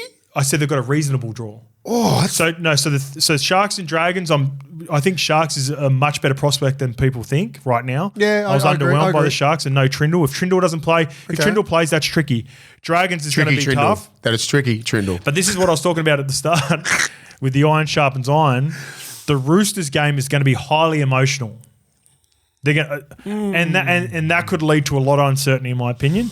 And the Panthers in the last round, I think that they rest them. They could be rested. They got 1 or 2. They got 1 or 2 locked up. Well, they're going to finish 1 or 2. It's just whether they rest them or not. Last year, right, Ivan went full throttle against the Cowboys, smoked them, but I think that was because the Cowboys, during the bye, when all the Panthers players were missing, Scott Drinkwater pointed at Dylan Edwards as he was scoring, and that pissed the Panthers off. That's right. I think if the Panthers are 1 and 2 this year, I think they rest, and that is a big game for potentially the Titans. Yeah, right. Let's just get back to the Titans of just fucking absolutely dusting up the Broncos. And let's get about you mentioned round 8, round 9 before they got their first win against the Wars. The turnaround for me coincided with the Fafita backflip, right? Because that got rid of both the uncertainty between him and Tino that was just hanging over the club, which is now going to hang over the Parramatta Eels, which I think is a real issue. They're done. They're both locked in. There's no clauses, no nothing. So with that, everyone within this organisation, from players, higher-ups and staff, and Desi in particular, can go, all right, this is the squad I got to build around moving forward. And they made the switch and made a decision on Keanu Kinney to fullback and Jaden Campbell to 5'8". Yeah, that's what's really settled him. Jaden Campbell. Yeah. Like, he's been playing outstanding. His defense has been a lot better. He's finally finding his feet, spaces, all that kind of stuff, like when to pass, when to run, the timing of it all. Like, you know, and that's what happens when you're just consistently training in that position. Yeah. And not just being on the bench and being Getting fullback reps. and then you get all your reps in all the time. Like, then you start building good habits. He could be a fucking gun 6. He's got all the attributes to be. He does, doesn't he? He can play, mate. He's just a getting bigger. football player. Yeah. He's going to be working twice as hard as anyone in the gym because he needs to put on size. He's naturally strong anyway. So you have him. Yeah, that Kinney's a fucking gun. Seriously. He was close to my dog of the week, but he had him a couple of weeks ago. So. But he's just so quick. He just hammers it. Like, he's in the clear. Like, it's nearly try time all the time. This is twice now where it looks like he has really enjoyed the moment of going up against Walshy. Yeah. They take it personally. You know, he comes up like Walsh he started off on fire. I thought this was going to be ugly. Yeah. It's good to see the Titans crowd turning up too. Yeah, that is good to see. Like speaking that. of fair weather fans, Titans fucking biggest, probably the worst. The worst. We've got too many things to do up there, and the fucking ground's just too far out. Yeah. Titans fans, if you've only just tuned in for this, we're taking the piss out of fair weather fans early in the show. So you guys, we just haven't just you guys win. Don't worry about that. Use the OGs. But the Broncos, what happened there? Like, what do you think? All right, a couple of things. Let's get into it now. This is probably a lot of people would have been waiting for this and wanted it earlier, but you would have seen the text at halftime when Lukey talked about the Liz Frank being the injury of the season too, by the way. Payne Haas. That was so 2004. Far out. That was OG. You started the list, Frank, and it still continues. Why did they play him? At halftime, that's when I wrote to the group, and I had a little play responsibly, of course. They were winning 20-12, and I wrote in the group, they're shot. They're gone. Their body language is awful. It looked like they were winning in spite of everything that happened. In spite of this crazy week that happened. And what I mean by that is when Reece Walsh is happy, when he is humming, when the Broncos are on fire, they celebrate their tries. They were scoring in disgust, in my opinion. And didn't look happy, eh? It didn't look happy. Carousel. And the big part of it was, I think, after such a turbulent after such a turbulent week, I think KEVVY missed an opportunity to back Reynolds. So what happened? I can whether you agree with what a mate in the media sticking up for another mate who's coaching now in Gordy for KEVVY or whatever that situation may be. There was clearly support from Walshy, Tony Staggs and Ricky all on social. I follow all those guys. I thought there was a missed opportunity for a guy that has been super loyal to you. You remember when KEVVY was under the pump a couple of years ago with all the Selwyn Cobbo and the Tyson Gamble podcasts that come out. The main guy who supported him when people were starting to turn on, whether it be media, whether it's fans, was Reynolds. And this Broncos team looked frustrated to me, and I think KEVVY missed the opportunity to really have his captain's back. He didn't have to completely throw Gordy under the bus. You can easily say, in my opinion, if I was a part of the staff or the PR team, you probably would have rang Gordy up and just said, "Look, I'm going to have a crack at you because I got to back my captain." Well, I don't think you even need to say that. I'm not saying. I'm just saying if I was in that position and I'm like, and I need to back captain, but I'm really good friends with a mate who said some stuff that I didn't agree with. I said, Gordy, or whatever, whoever person, just say, look, I'm going to have a bit of a crack at you. Look, I'm just doing it just to back my team. Okay, yep. That's the way I would have handled it. Yep. I would have just gone, I love Gordy. He's one of my best mates. Yeah. He doesn't speak on behalf of what we're doing here right now. Something like that. He's currently an ambassador for the Titans, so he was celebrating the win with the Titans, although he would have been obviously wanting KEVVY to go well, don't get me wrong. But he could have easily just gone, I love Gordy. He's always got my back, but I've got fucking Adam Reynolds' back. He's my captain. And something like that. And it was... He said he supported, he goes, Reynolds is the captain and all that. I just thought... Do you think Reynolds would have been, I don't know, would he have felt slighted? Would you have felt slighted in that position? Yeah. Yeah? If I was... You would have thought, fuck's he talking about? Like, no. Or, not what's he talking about. I said, why didn't he back me? Is that what he's thinking? Is that what you would think? If I was Reynolds, I wouldn't have been angry. I would have been disappointed. That's worse. Yeah. It's worse. Because like I said... anger just lasts for about fucking 2 seconds. Yeah, that's true. Disappointing is just like, fuck, man, I thought you had my back. Yeah. I'm fucking busted. I'm busted because of this club. Yeah. Because of what I'm putting, I'm come back early to try and help us get back to the 8. Yeah. And then you fucking do that. That's what, if I'm in Adam Reynolds' position, I'll be like, bro, like I could have written the season off, but I'm here.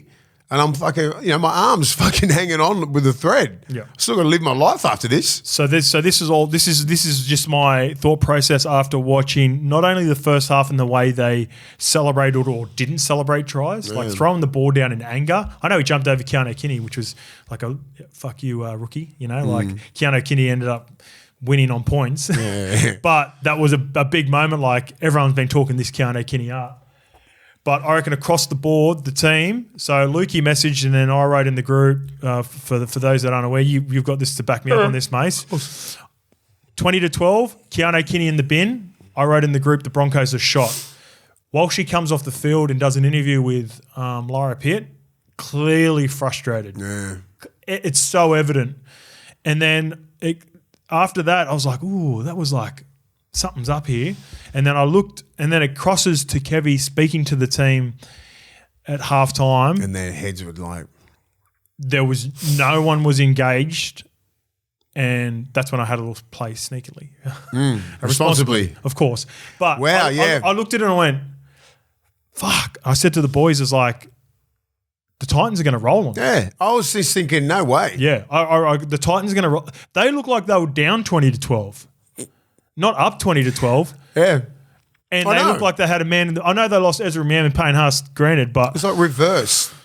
it was so weird. And yeah, it was quite a weird game. It's And going to be a weird little off season for Brisbane. it's big. It's a big couple of weeks, a huge couple yeah. of weeks. And which brings me to my last point of this. Why hasn't Walshy re-signed yet?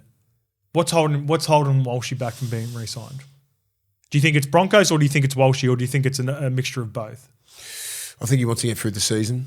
Yeah. It's personally. And that's about it. I'm not going to dive into it more, whether it be the coaching. This is me guessing. I'm just saying, why hasn't he signed? Yeah, I don't know. It's a good I question. Or maybe he thinks I want to get the season done, and I want to do it in the off season, so it doesn't doesn't put pressure on anything else. The club, blah blah blah. Finish the year off, then sign it in the preseason. So there's no pressure on him during the year. Yeah, okay. Because I don't think he's going to be in any like rep sides or anything like that at the end of the year. Do you think there's because it was reported that there was a figure? Remember, he shot that down like it was like it's signed, and I or assumed That was ages ago. That was like 10 weeks Yeah. ago. Do you think it's Broncos holding it up, or do you think it's Walshy? Walshy. Has to be. He's the fucking main man in this whole competition. He brings more than just his playing ability. So, do you think it would be a money issue? Maybe. I think there might be some other clubs sort of chasing him. Do you think he wants to just see what his value is like by getting to November 1? Or, like, if I'm Walshy and I'm looking and, like, because a lot of, you know what it's like, you come through really good teams, man, I know other teams might be appealing and you can make money, but, like, in terms of, like, big club, tick. There's no bigger club. Talent, tick. Deals, like money. He's probably going to get $1 million north of $1 million, right? Tick. Easy. He's playing Origin footy. Tick, like he's Queenslander. He's a Queenslander. He's the face of the league. He's got everything going for him. So I don't think and that's what I think. Like, what would be holding him back? I just think it's a timing thing. He just wants to get through this year, weigh all his options up, and then just fucking. Obviously, they just got to figure out a price for him. Yeah. Because I just say last year's price is not going to be this year's price. Wouldn't be too far off. Yeah. They've got to figure all that sort of stuff out. The salary cap, who are they upgrading? Do you know what I mean? Like they just upgraded Carrigan and Payne Haas. That's a fair bit of money. Ezra Mam too. What do they do with Ezra Mam? Like I think Ezra's done. He's Ezra got done in the yeah. preseason. He deserved his money. Like, Katoni Staggs. He's got one more year left. Katoni and Selwyn are wait and see, I think. So, like, all those little things they're it's a business, remember? Yeah. So, Brisbane's the Broncos need to weigh all this up. Yeah. But he'd be my main priority, Reece Walsh. Yeah. I'm not like Selwyn and Katoni, they're going to have to split that. One of them's got to go. Yeah, I agree with that. I reckon Katoni will go. Yeah, we'll see what happens. I think that's it's a decent question moving forward. I think. Yeah, it's a big question. Like, why hasn't he re-signed? Yeah. I think it's a really hard one to try to figure out because I just think he just wants to concentrate on football, get the year done, and then he'll sign hopefully before the year. That's what I'll be thinking. We'll see. All right, Game 5, the Dragons 18 defeated the Storm 16. The Dragons break a 25-year drought down in Melbourne. It's the first time they've beaten Melbourne down in Melbourne with all the different stadiums, 25 of the best. Last time was the Chock Mundine Nathan Blacklock days, 99. The streak of win-loss continues for the Dragons. Best. Tyrell Sloan bounces back and shows everyone the player he is capable of being, and that is frustrating for the Dragons, but also just big props to Tyrell. Let's just give some time. We always say this. We're always in a rush to we've probably seen him as a young junior and just show some real flashes of brilliance. Even like the guys, the Walshes and all these young kids coming up. Got to take care of him, mate. You push them in there, you expect big things, and when they don't deliver straight away, we tend to go, oh, he's done.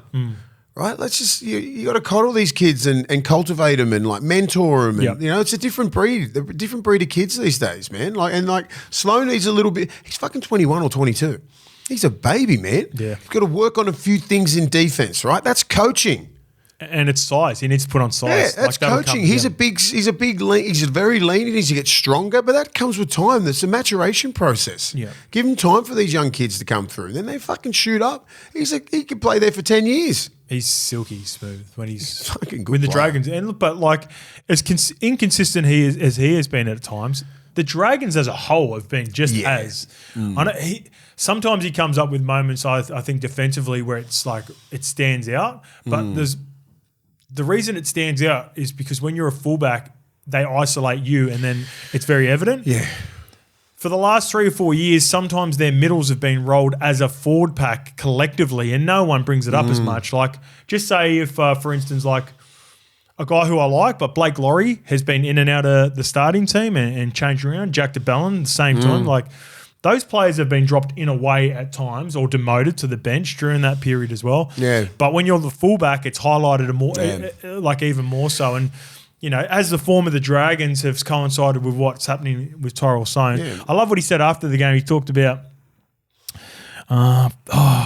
just paraphrasing, but basically they talked about his attitude and you know, how he bounced back. And he was very complimentary of all the staff. Like, even though they dropped him back, you know, they told him it wasn't, you know, for good, and they told him to work on the game. And yeah, it's like Flano's very similar to Ricky. He's got a bit of old school about him. Just because you've been demoted or dropped doesn't mean that's it. Like, you can, if you go back and do the right things and work hard. Just fix some little things up in your game. Yeah. Right? It's just little details with coaches like that. You know, it sucks for a young kid who's probably never been put in the front line. And then you've got guys like Joey Tarpanay and Big Papa and Payne Haas and that, like, beelining for you, mate. He feels exposed most of the time because they call it ghosting, right? Like, you're supposed to be real tight to the markers and everything like that, but like, if you're the B defender, which is the A defender, you got to stay tight to him. You can't fucking expose him and come off the line sideways, and that's what most guys do. So just if I was going to play against the Dragons,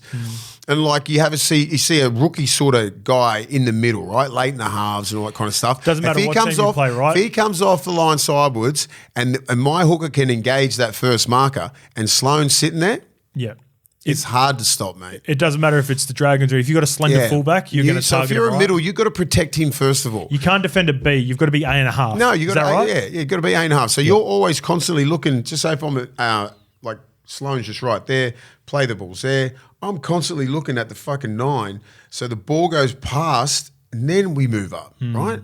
You don't just go over like that. That's when you get. That's where they get exposed all the time. These middle forwards know what's going on. Yeah. We can smell a try. Yeah, for sure. You know what I mean? You can see Drinkwater and all these guys sit there. You're just fucking spotting him up. Yeah, all the weaker defenders. You know, and all the middles who have a great relationship with their 9 and 9 who can engage markers and everything like that. Because you're just running that lead and you got that fucking halfback out the back as well. So there's a little bit of diversion there because the B's trying to hedge his bets, going, okay, he's going to go out the back so he can shoot the guy at the back, put more inside pressure on. Yeah. So it's fucking hard, man. Yeah.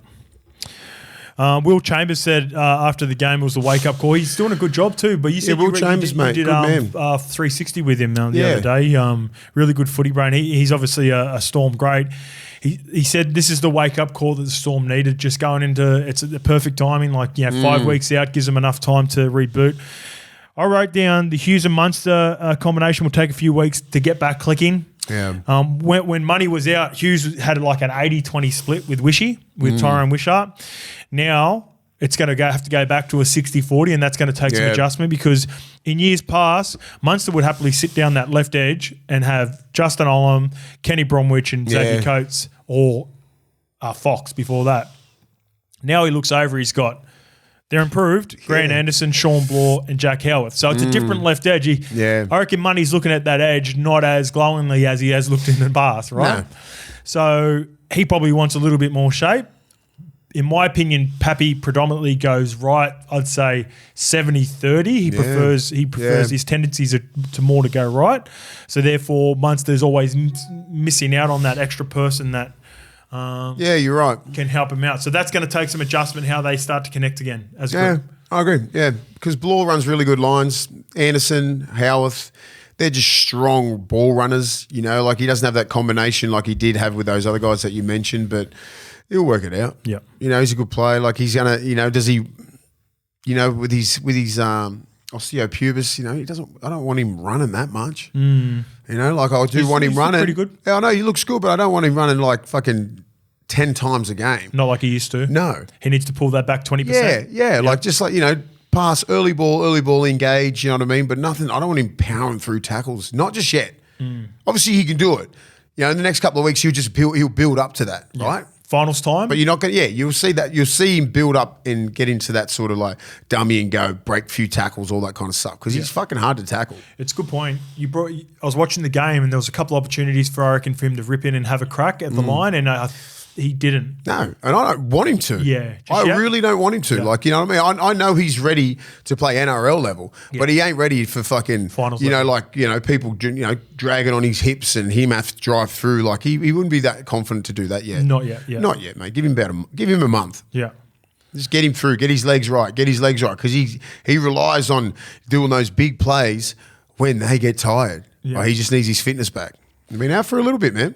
They were really good, the Dragons too. They just frustrated. Yeah. They brought the Storm into a game that they wanted to play, and I thought the Storm were going to kick away eventually, but not to be. The Sharks 20 defeat the Rabbitohs 6. I think anyone else, but maybe the Tigers and Sharks. And I think anyone else, but maybe the Tigers and the Sharks lose this one. It was a low game too. Yes, just off the mark, but remain in the top 4 with big question marks around Trindle for this week.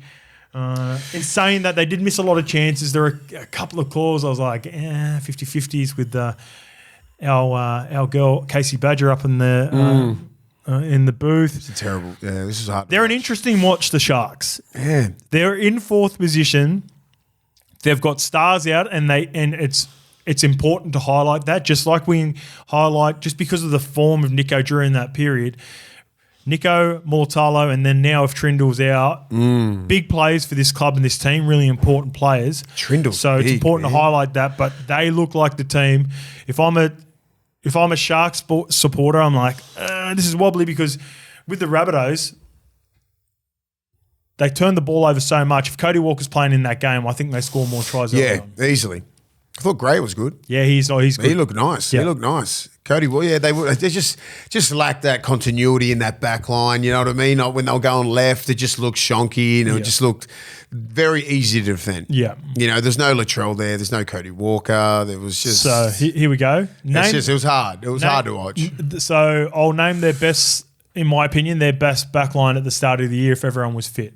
Latrell Mitchell, nope, not there. Alex Johnston, and you could argue either Tane Milne, or they've got big raps on this Tyrone Munro kid that they thought was going to be I like Munro. So I'd put Munro if everyone was fit. Campbell Graham and Jack Whiten in the centres, or at worst, Isaiah Tass. Yeah. And therefore, you can either move Jack Whiten to 6, which he did play in, with Cody Walker. And they didn't have any of those, and they just went down 20-6. And that's fair. And that's why I'm a little bit underwhelmed by the Sharks. Yes. Yep. And I agree. I think the Rabbits, they've just got too many injuries. It's one of those years they're just going to go, all right, let's just get this shit over with. Yeah. And plus I hate the Sharks too. Panthers 22 defeat the Knights 14. This was a hard game, man. You know what? I can't find the Panthers. As in, whenever whether it's tips on here or if I have a little play responsibly, of course, whenever I fucking play them and I have a lick, they look complacent and they struggle a little bit. And whenever I declare the other team, Nathan turns up like he did last week and just absolutely destroys just comes them. in and just goes, all right, game over. Call game. I call game. Yeah. There's a couple of things with the spine, like with Newcastle, like I've said it last week. You just can't kick. Like, just get the ball back, you know what I mean? There's one play where Gamble nearly fucking tried to kick a 40-20. He tried to get just a repeat set. Yeah. You know what I mean? Like, it was just like, and there was no one at home. Good, Gamble. He did play good, but it's just there's little things like that you just go, fuck. Yeah, so my thing with this is less about... He probably had his best game, like, apart from that kick, but everyone's looking at that kick because you're supposed to ice that. Like, if he puts it in the in goal, Newcastle nearly score. Yeah. And it's fucking game on. Yeah. But he kicks it like 10 metres dead. They get on the 20 and then they end up going back there and scoring. I know. So that's little things like that. And I thought, and as I said, like, I've been harsh on their spine, but it's fucking true. Yeah, and this is, I want to get to the core of the problem though. Yeah. The problem isn't the spine. It's not the main issue.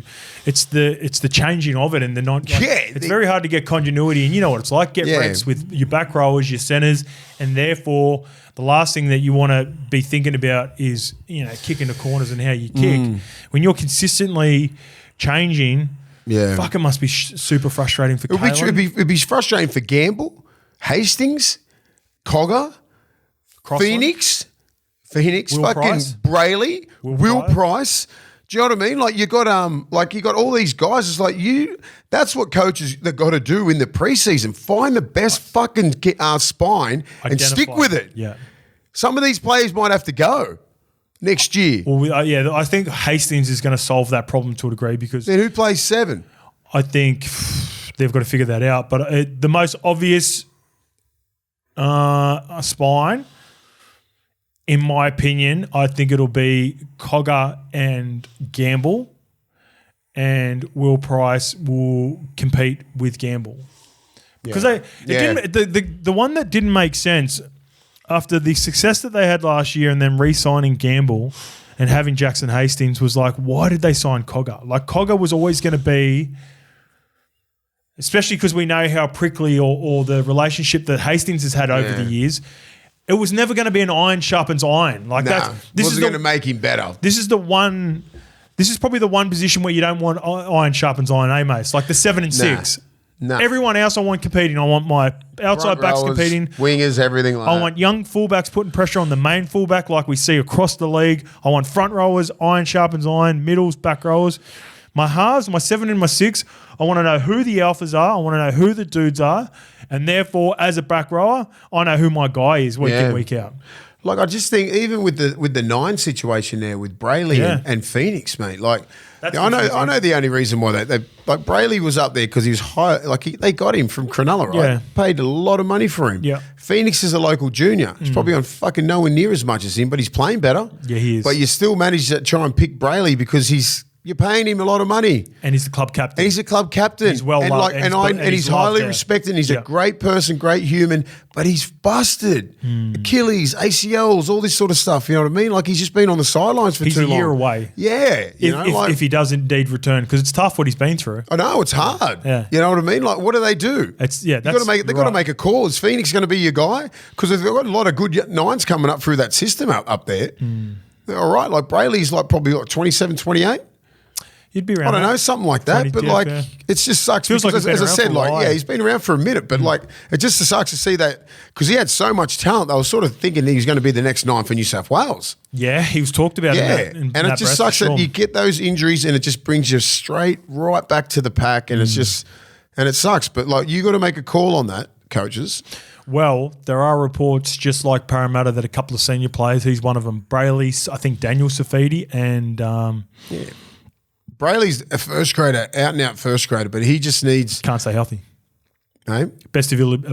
Yeah, he just can't. He can't stay healthy, and maybe he needs a new fresh start. And Parramatta need a decent 9. They've been struggling there. They got hands, and they got. I like that. Yeah, if he go to Parra, I reckon he'd suit that whole system really well. He'd be a great fit at Parra if he can stay healthy. Yeah, that's a good shout. All right, the last game. Anything else? Sorry, Panthers fans, but. Yeah, Panthers look good. I mean, that just shows how good they are. They just win.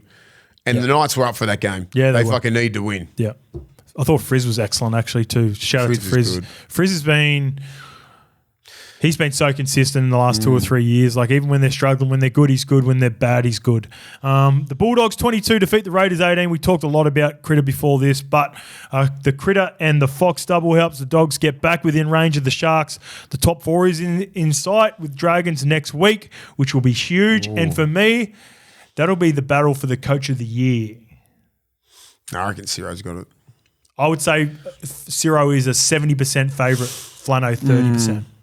Yeah, Flano's done really well. I think Ciro just we come 16th last year? Yep. Yeah. Dragons were 15th. Yeah. Like it's not good. Yeah. Now we might make the top 4. I know. That's why I'm saying 70-30. I mean? And I don't think the fucking the Dragons aren't a shoo-in for the top 4. I mean, for the top 8. No, but if they win this game, then they get closer to the Bulldogs, and I think it gets more to a 60-40. Yeah. Well, let's just fucking end it I'm this all on week. the train. Come on, let's just end it. Let's just end it this week, Bulldogs. Yeah. Anyway. Yeah, that's the energy I'm looking for. The Raiders come to play. Yeah. Big Papa's 300th. Shout out Ricky Big Stewart. Pups. Well done, Big Papa. Ricky Stewart. Did you see the video that Pups had? No. Fuck, man. That shit gets me emotional over players like the way that Papa is. He's a great man. He's great they for do the a really game. good job. They show all the videos and just have the players sitting there watching it. And Yeah, it's mad. It's emotional, isn't it? Yeah, it really gets you. And I know Ricky Stewart, I know his mentality would have been, we're going straight through the front door. Look where they went. Yeah. Straight, if through the middle, one out, just let's go. We're bigger, stronger, and more aggressive. And we just hung in there, man. Yeah. We just hung in there. The We crowd hung in got 'em there. home. A The crowd, everything like that. And then just some special touches from Critter, some great finishes from Fox. Bronson Cherry. Bronson Cherry was fucking outstanding. He had a killer game. But yeah, just like our middles just stood up. There's no secret. We don't have big, aggressive middles. Like they have Big Papa, Tarpanay, Huddy Young, Elliot Whitehead. You know what I mean? Like they got some big boys. Like That's their strength, is their Mariota. Their pack just goes and they don't even care about support. They just went bang. Front door mentality. And our men just fucking stood up there and just kept repelling. I mean, they scored that first try, but bad defensive read. Yep. But we made it work and we got it. Harry Hayes. Harry Hayes, yeah. What a great kid. I like him. Yeah. Runs hard, trains hard, works hard. Bulldogs Junior, went away for a little bit, come back. Now he's made his debut this year. I think his granddad played in the 60s He's an or something OG, like that. yeah. So it was good to see guys like that come through the system. Yeah. I like him. And I like him. He's going to be a good player, man. Like puts on a bit more size. Yep. But he's strong. He runs really good lines. He's smart. He's smarter than you think. He's got really good short area quickness for a big boy. Yeah. So we're going to be doing quick over 10, 15 metres. Reports, before we finish, the big horse, bruh. Where's the bra? The bra is playing New South Wales Cup. He's not happy, wants to release. The horse bra's going red. He's seeing red. Ooh. He'd look good at the Cowboys, I reckon. You reckon Cowboys? You don't want the bra? I would love the bra. I just don't think he'd come with Sydney. It's a Queenslander. So? I don't know. Heaps of Queenslanders I don't know. playing. I just think he'd be.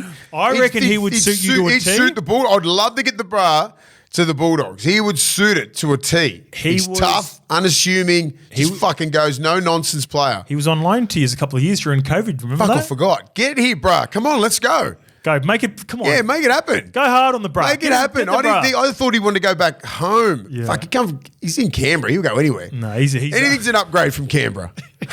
I think, with all the news around, he's obviously unhappy with Ricky. Normally when Ricky does tough love and they get back in, it's settled, but he was playing Origin last year. He wants to play footy. I think he'll be a great pickup. You've gone after a number of middles now. There are a couple where I'm like, is he maybe like with the add in a little bit later on? I didn't think Tino was going to leave Titans, and if he did, I thought he was going to go to Melbourne, and the reports always were with Stefano. I reckcken Horsburgh would be a good pickup. I think Horsburgh would be great. And I think he would be embraced. Imagine the Horsburgh and fucking little Reed Marnie, the little punish in the middle of the fucking pack together. Yes. Pissing people off. I like that. Giving fucking James Graham and Michael Ennis vibes from 2012, 13 and 14. That's a good shout. Come on, bro, let's go. Come on, bro, let's go. Thanks, OG. We'll see you on Thursday for the preview. See you guys.